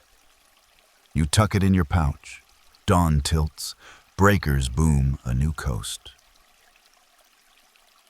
You land where cold Humboldt water meets desert headland, and seabirds wheel above guano-white cliffs. Behind the shore rises a wall of brown ranges, terraced, switchbacked, and ribbed with trails that climb so steeply clouds snag like blankets. Llamas huff in the salt air, porters wrap sandals tight, a herald in fringed headband gestures inland along a stone stair, no wider than a table, and declares, in the Quechua tongue of empire, that the high road waits.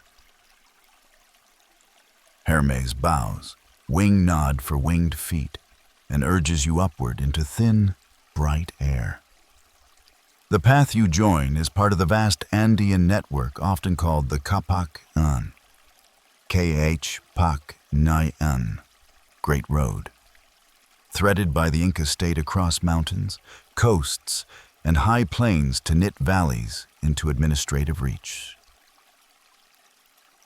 Where ground allows, the roadway is graded and faced with fitted stone. Where slopes sheer, it becomes tight switchbacks, pinned to cliff by retaining walls. Where wetlands spread, causeways of packed earth cross on stone culverts. Where torrents cut canyons, rope suspension bridges span breathy voids. Many segments predate imperial expansion. The Inca incorporated, improved, and extended existing local tracks. Estimates of total length range widely. Tens of thousands of kilometers of main and branch routes, because definition, what counts as primary, lateral, seasonal, varies, and archaeological visibility shifts with erosion and later reuse. Debate remains lively. Every survey season adds segments. You feel altitude subtract moisture, steps shorten, lungs widen. At intervals, you reach tambos, way stations. Some modest, little more than roofed niches with water jars. Others full tampas with lodgings, storehouses, corrals, and signal towers. State runners, chaski, chaik skis, rest here ready to relay messages, knot to knot. Tradition holds that relay pairs could carry news astonishing distances in a day by sprinting short legs and blowing conch or whistled reed to alert the next runner. Spanish chroniclers writing after conquest marveled at the speed. Whether every interval ran at peak performance always is uncertain. Yet the system plainly moved information fast across challenging ground. In a courtyard, a quipucamayak, keeper of knots, unfurls a quipu, kipu, a thick primary cord hung with pendant strings in dyed groups, knots tied in position and type record numbers, census, store counts, labor rotation. Some researchers argue certain quipus also encoded toponyms, calendrics, or narrative cues via knot pattern, fiber twist, and color sequence. Ongoing scholarship using statistical comparisons and colonial matching texts continues to probe how rich the record was. No unequivocally map quipu translating directly to drawn plan survives. However, administrative accounts suggest officials could read the land from quipu tallies, so many days between tampas, so many bridges, food allotments by stage, implying spatial structure held in cord memory even when not inked. Hermes watches the quipucamayak flick knots. Count breaths between pillars, he says. Indeed, sighting pillars crest ridges at regular intervals, paired whitewashed markers that frame the next rise. Align pillar through pillar, and you hold course along slopes where tracks vanish under snow. Some pillars double as solar sightlines. During seasonal festivals, priests watch the sun rise between specific uprights to mark agricultural phases. Scholars parsing Inca horizon astronomy note carefully placed towers around Cusco, Coahuasaco, and elsewhere. Whether every road pillar doubled as observatory is doubtful.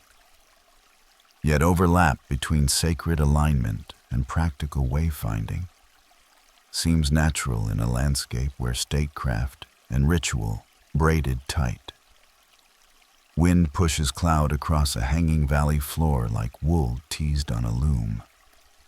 Llamas pause at an apacheta, a cairn heaped at high passes where travelers add stones and coca leaves. You contribute a leaf, whisper a hope for steady footing, and tuck a mica grain beneath your pebble. Altiplano communities still build such cairns, archaeological mounds rich in leaf fragments.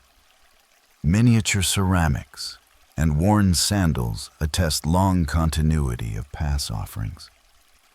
Whether each heap also encoded direction, more stones on lee side meaning weather, is proposed but not proved. Erosion muddles pattern. Bridge day arrives. A gorge splits the road. Below, water threads foam between black rock. Across spans a woven grass suspension bridge hung from stone abutments. Cables braided from highland ichu fiber and replaced ritually each year by nearby communities in a living maintenance festival that survives in places like modern Cuashuachica. Historical descriptions by early colonial observers confirm state regimes organize labor to renew such crossings. Archaeology finds anchor sockets, abutment stones, and fiber ghosts in dry shelters. Exactly how many large suspension bridges dotted the imperial network remains researched. Many perish without trace. Quirk shimmers in travel practice. At some tampas, relay runners kept hollow gourds tuned to pitch. A sequence of 3 tones signaled message. 2, food. 1 long bridge out. Valley acoustics carried codes miles. The evidence? Later oral histories, plus colonial reports of whistle relays. Physical gourd whistles rarely endure, yet bone flutes found near posts tempt speculation. Children walking with caravans collect pebbles intriguing for color. Tuck one in each cheek and spit left or right at forks to mark herd direction. A game training memory of turns. Excavators occasionally note bead scatters at junctions, game or guide, smiles and footnotes both. Fact climbs sure as switchbacks. The Andean high road system supported rapid troop moves, tribute transport, and administrative communication across extreme terrain. Tampas provisioned traffic. Rope bridges and stair-cut cliffs attest engineering skill. Quipus underpinned logistics. Quirk pads alongside. Coca offering heaps, whistled gourd codes, pebble cheek games, and the rumor that Hermes' wandering sandal once became the sacrificial first chord in a bridge rebuild, so messengers would run wing light that season. Debate lingers over total network extent. The degree to which spatial data lived solely in quipu and memory versus on perishable painted boards described in a few early colonial accounts, and how precisely sighting pillars linked ritual seque, radiating sacred lines from Cusco to supply routes. At a high Ushnu platform, you look back. Below, terraces stare green against gold puna grass. White pillar pairs glitter. The rope bridge sways like a breath. Your own tracks join countless others in the dust. Hermes plants his bare heel beside a tiny sweet potato sprout, someone tucked in a niche, a coastal route climbing sky. Roads remember crops, crops remember currents, he says. You inhale thin, bright air until your chest feels wide as the horizon and step onward along stones that carry empire memory in knots, pillars, and the steady rhythm of runners who always knew where the next breath waited.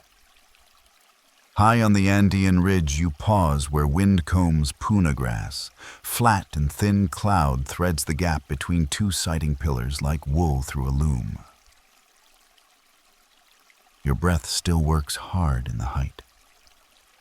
Yet the long road behind you, time hills, papyrus wells, clay tablets, wind roses, ocean swells, begins to fold itself smaller with each slow exhale. Hermes stands beside the whitewashed pillar, winged sandal forward, bare heel back, as if straddling every path at once. When feet are full, he says, let the roads walk to you. You close your eyes. Air thins further. Weight eases. The pillar hums like stretched cord. On the inhale, you hold mountain sun. On the exhale, you let it stream down slope, spilling over terrace walls, dropping into desert canyons, sliding along river sedge until warm mud and frog song lap at your ankles again.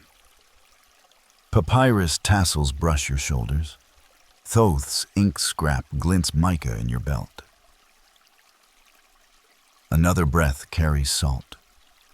Beacon fires wink along a Bronze Age coast.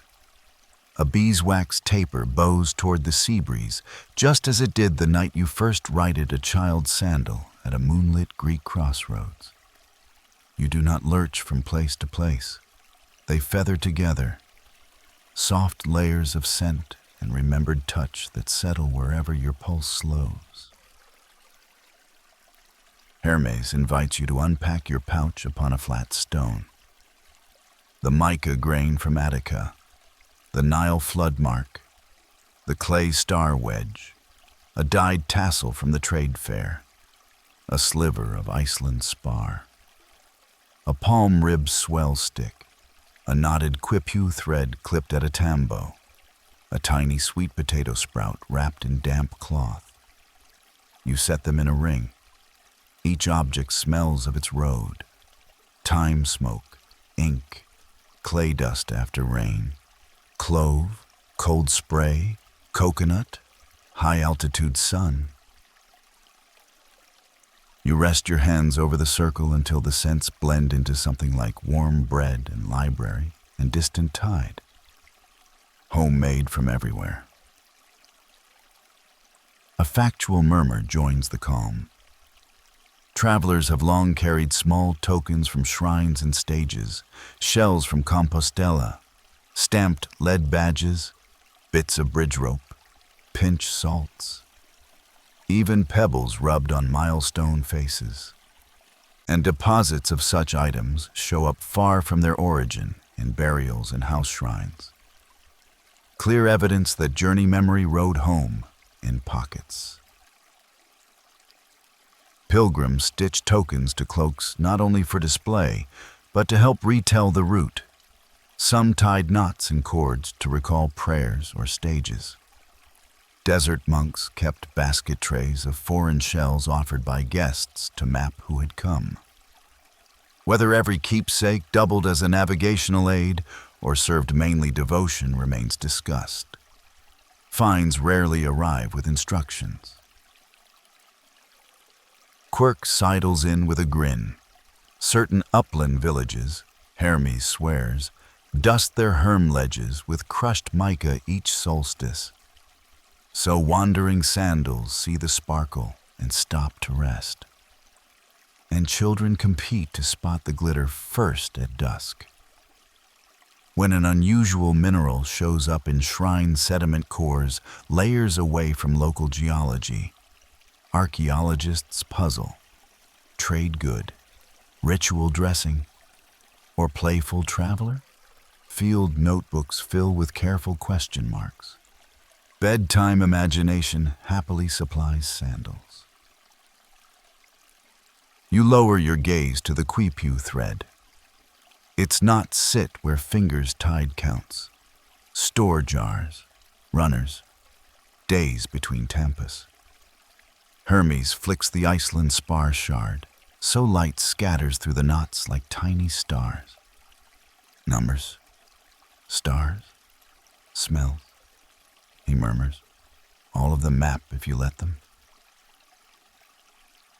Scholars parsing chord archives debate whether spatial ordering lived explicitly in color groupings, green for valley, brown for ridge, or whether overseers simply read numbers stage by stage and pictured distance internally. The chords themselves speak in tens and twists.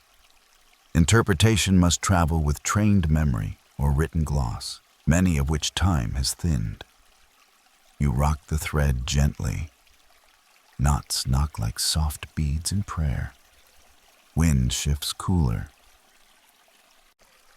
In its gust, you taste rosemary from a hilltop abbey kitchen and hear faint spoon-bell chimes from a cloister walk where chalk footprints marked Road to the Relic. For a blink, a library cat's paw presses wet clay. For another, gulls wheel over a chart room. For another, goats' nose-scented turnstones. None jostles the rest. They float, overlap, and gradually align like transparent panes until, through all of them, you see once more the modest marble pillar at the Greek crossing where you began. The beeswax cup still clings to its ledge. The upside-down rush sandal you righted now sits paired with a twin someone has added. Strap-dyed matter, mica dust fresh. Slowly you open your eyes within the memory and discover you are indeed there. Time breath, cricket metronome, warm dusk. Either you have traveled impossibly fast, or you have eased through layers of place stacked inside one long walk. For sleep purposes, the difference is kindness, not puzzle. Hermes rests his winged foot against the pillar base. His bare heel, road dark, mica bright, nudges the paired sandals closer so the toes align. A light rain begins, few drops, warm, each lifting scent from stone as if re-inking a faded map. Water beads in the cup atop the nearby post. You tilt a sip to the god and one to yourself, as travelers have done at way cups since benefactors first set them. The surface catches sky. A speck of desert gypsum floats. A thread of saffron dye threads through. Memory has flavored the drink. You swallow slowly, feeling roots settle down your throat and fold like blankets. Crickets thicken. The pillar radiates stored day heat into your back. Hermes curls beside the paired sandals and lets his eyes half close. "You've walked enough for now," he says. "Let the roads do the walking while you rest." You nod. Around the crossroads, low markers glow faint where mica clings. Beyond, dark paths wait but do not press. Tonight your work is only to breathe in and breathe out and let images drift. Beacon fires, papyrus frogs, chalk footprints, wind roses, quipu knots, stick lattices, sweet potato shoots nosing sky. Your shoulders settle, your jaw unhooks. Somewhere a goat bell remembers the high trail. Somewhere a wave remembers the Portolan line. Somewhere a cat remembers the margin you drew. All of them are already walking back toward you, quiet as dew. You exhale and the world exhales with you.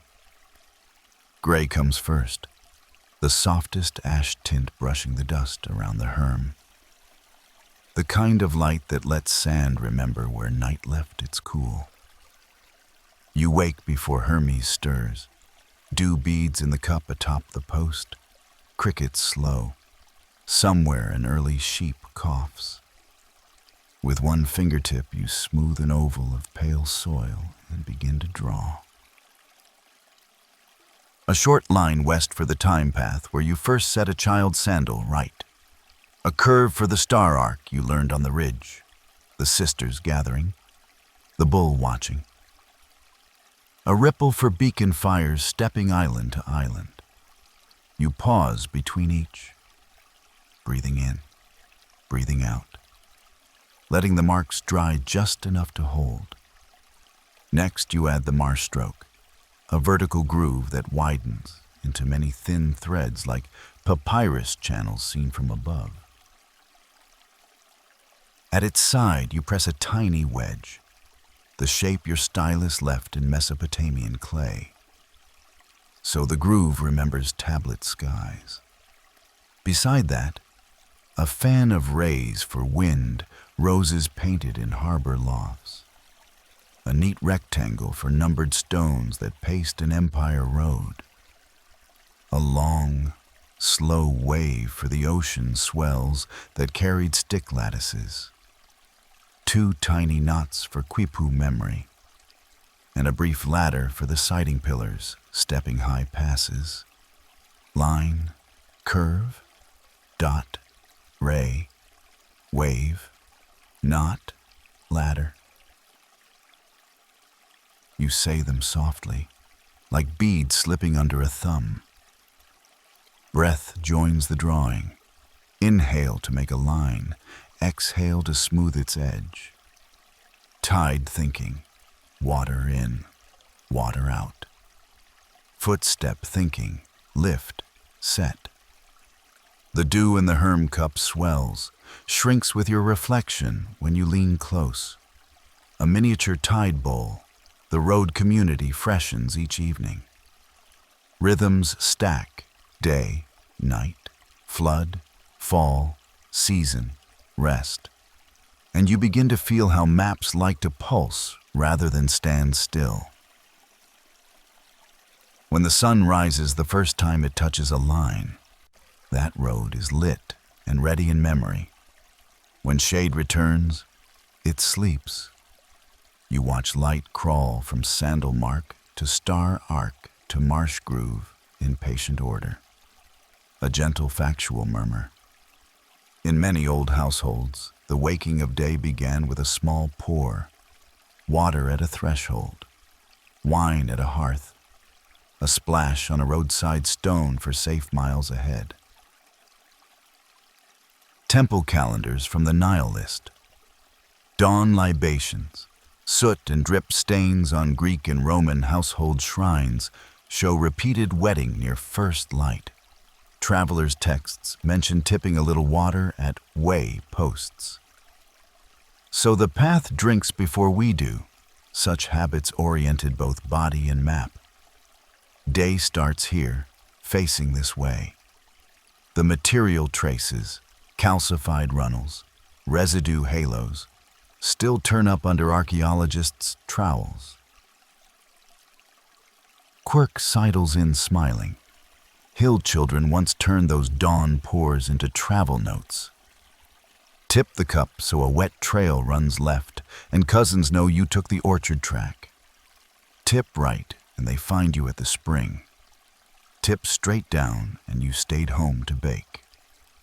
The marks lasted an hour in dry air. Less in mist, but for short-range family routing they worked.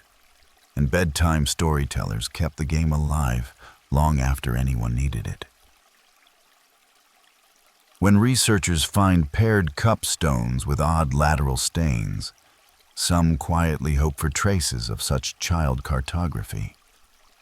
Proof? Not yet. Charm, abundant. Scholarly uncertainty lingers like fog. Shallow grooves radiate from a few surviving herm bases and rural posts. Were they deliberate libation channels directing offerings to roots, casual sweep marks from cleaning, or wheel ruts worn by carts turning?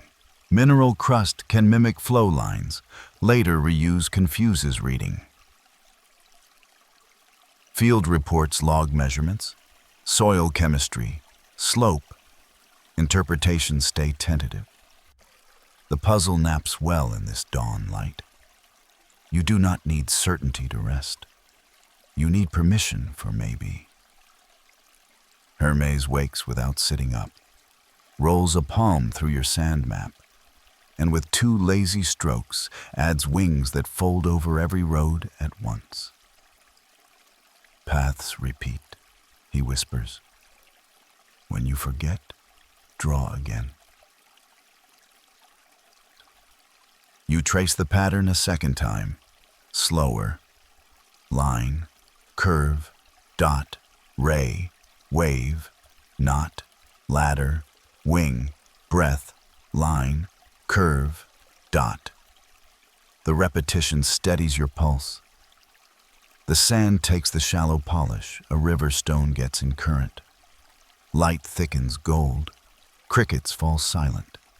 Doves begin. Around you the crossroads waits kindly. Dew slips from cup to dust. The miniature tide marks another tiny cycle. Your fingertip, now damp, deepens the marsh groove. A mica flake turns in the bull arc.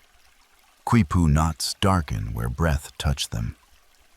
Everything you have walked comes back through these small motions, quieter each pass. When at last you rest your hand flat over the whole pattern, the sand is warm under your palm and the roads stop moving because, for this moment, they have arrived. You smooth the sand sketch one last time and then, almost without deciding, curl your fingers and scoop a shallow hollow beside the herm's base, an earthen bowl the size of your 2-cupped hands. You ease the paired rush sandals into that hollow heel to heel, toes outward, as if they are 2 small boats sharing a mooring. Hermes settles opposite so that his winged foot and his bare heel frame the pair. For the first time all journey, the missing mate seems content to rest. Around the hollow, you set your travel tokens in a slow ring. Mica from the Crossroads, a palm rib stick no longer than a quill, one quipu knot, a grain of desert salt, a fleck of purple dye, a crumb of beeswax, a sweet potato sprout still wrapped in damp cloth. Nothing heavy, everything remembered. You rest your palms over the circle and feel warmth rise as if all the roads you walked are breathing up through the soil. The hollow becomes, in the easy way of bedtime imagining, an interior room you can enter without moving. Its walls are smooth packed earth. Time scent drifts through tiny cracks. Water from the herm cup threads downward in a shining film and pools where the sandals meet, making a miniature reflecting pond. When you lean close, you see star dots floating on its surface. Pleiades grains, lighthouse sparks, mica, campfires, fireflies, all layered so lightly that none drowns the others. Each exhale blurs the little sky. Each inhale clears it again. You rest your forehead near the rim and let the rhythm slow. A gentle factual note settles like dust on water. People across many times have used interior rooms of memory, imagined courtyards, colonnades, rows of niches, to store lists they wished not to forget. Classical speakers rehearsed ideas by walking mental halls. Later, teachers adapted chapels, gardens, even the stations of a pilgrimage route as recall aids when travel and learning braided together. Evidence survives in treatises that describe placing images at remembered doorways so thoughts can be revisited in order. Whether rustic travelers formalized such method or simply felt its comfort without manuals, the mind clearly walks well indoors. Quirk drifts in smiling.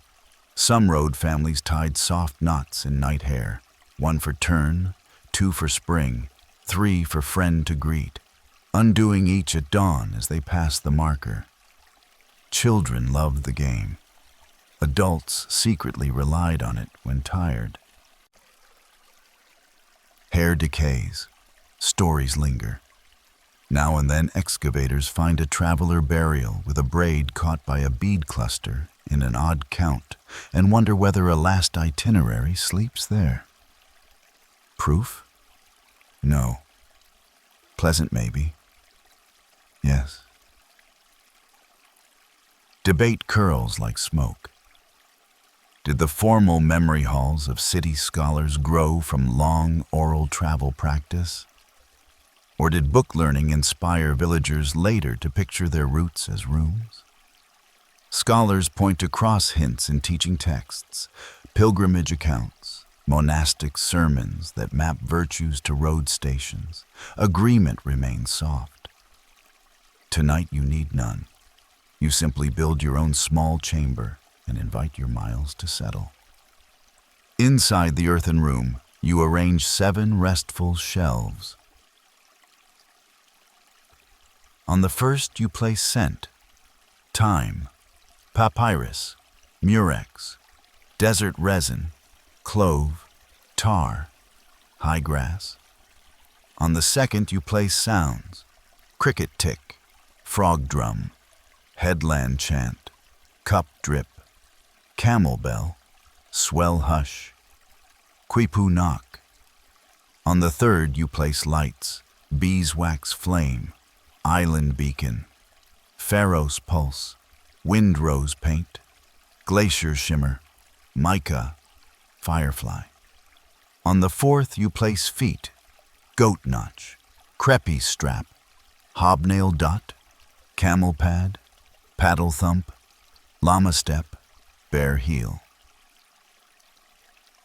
On the fifth, you place measures, thumb at star, flood mark, lead line fathom, pebble cup code, milestone numeral, quipu knot, sun shadow. On the sixth, you place guardians, herm smile, ibis gaze, ziggurat watcher, harbor sandal sign, cloister badge, prow shoe, pass cairn. On the seventh, you leave space, open sky above all roads where breath can stretch. You do not need to remember the order perfectly. Touching any shelf brings the others close, like linked loops of cord. Light grows pearly outside the sanctuary. Inside it remains dusk, perfect for sleep. Hermes lowers his head until his brow almost touches the little reflecting pool. If you forget a shelf, ask the water, he says. Water keeps everything briefly. You watch droplets fall from the herm cup. Plink, ripple, still. Each ripple widening across lights and scents and steps until boundaries blur. The sandals float a heartbeat, then settle again. Their joined weight makes the pool deeper. You take one last walk in place. Inhale. You face the road of stars. Exhale. You drift the marsh. Inhale. You ride the purple wake. Exhale. You cross the desert rope line. Inhale. You smell clove at the trade fair. Exhale. You climb the stone miles. Inhale. You feel crystal find the hidden sun. Exhale.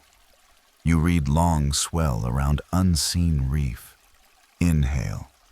Thin air above terraces. Exhale. Crossroads time returning. The sequence slows, gaps widen, breath finds its own pace. Crickets fade to a faint ticking. Doves murmur once. The herm's stone heat eases into your spine. If you wish, you can count backward along the 7 shelves. If you prefer, you can simply watch dew collect in the cup and imagine which way a child might tip it at dawn. Either way, the roads agree to hold still for you now. They have stored their measures, hung their sandals, banked their fire. Nothing urgent asks for feet. When your lids grow heavy, Hermes finally slips his bare heel into the waiting rush pair, so that the 2 sandals and his foot become, for this night, a single gentle knot. Found, he whispers. Not loud, not final, just the way one notes a pebble tucked back where it belongs. The winged sandal unbuckles itself and settles alongside. 4 shoes, 1 quiet pool, many roads resting. You ease down beside them. Dust cool, air mild, heartbeat slow, map folded. If you wake in the dark, you will find the little sanctuary by scent alone. If you sleep through dawn, the herm will keep watch and the cup will fill. Everything you've carried knows the way back to this hollow. Everything you forgot is already waiting inside it, patient as dew. Let your breath lengthen. Let shoulders soften. Let the map dim to embers that glow only when you wish. You are settled now. The paired rush sandals rest in their earthen bowl beneath the herm, toes touching, a thin mirror of water holding the sky just above them. If you like, picture your own feet beside theirs, no hurry, soles cooling on time-sent dust, ankles loose. Breathe in as the cup on the post fills.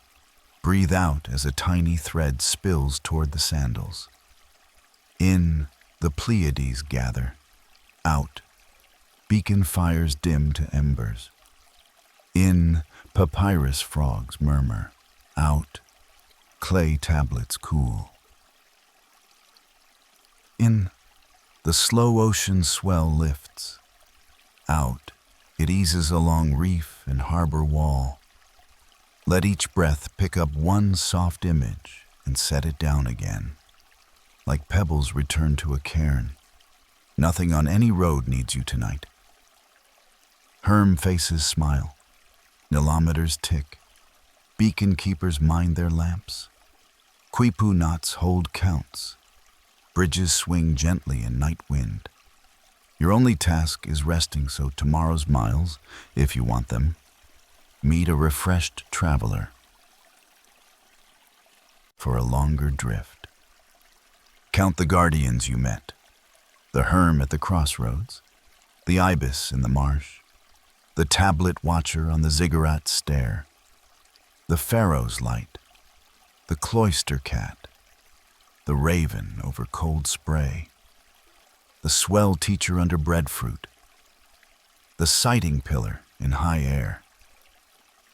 With each guardian, loosen something, shoulders, jaw, the space behind your eyes.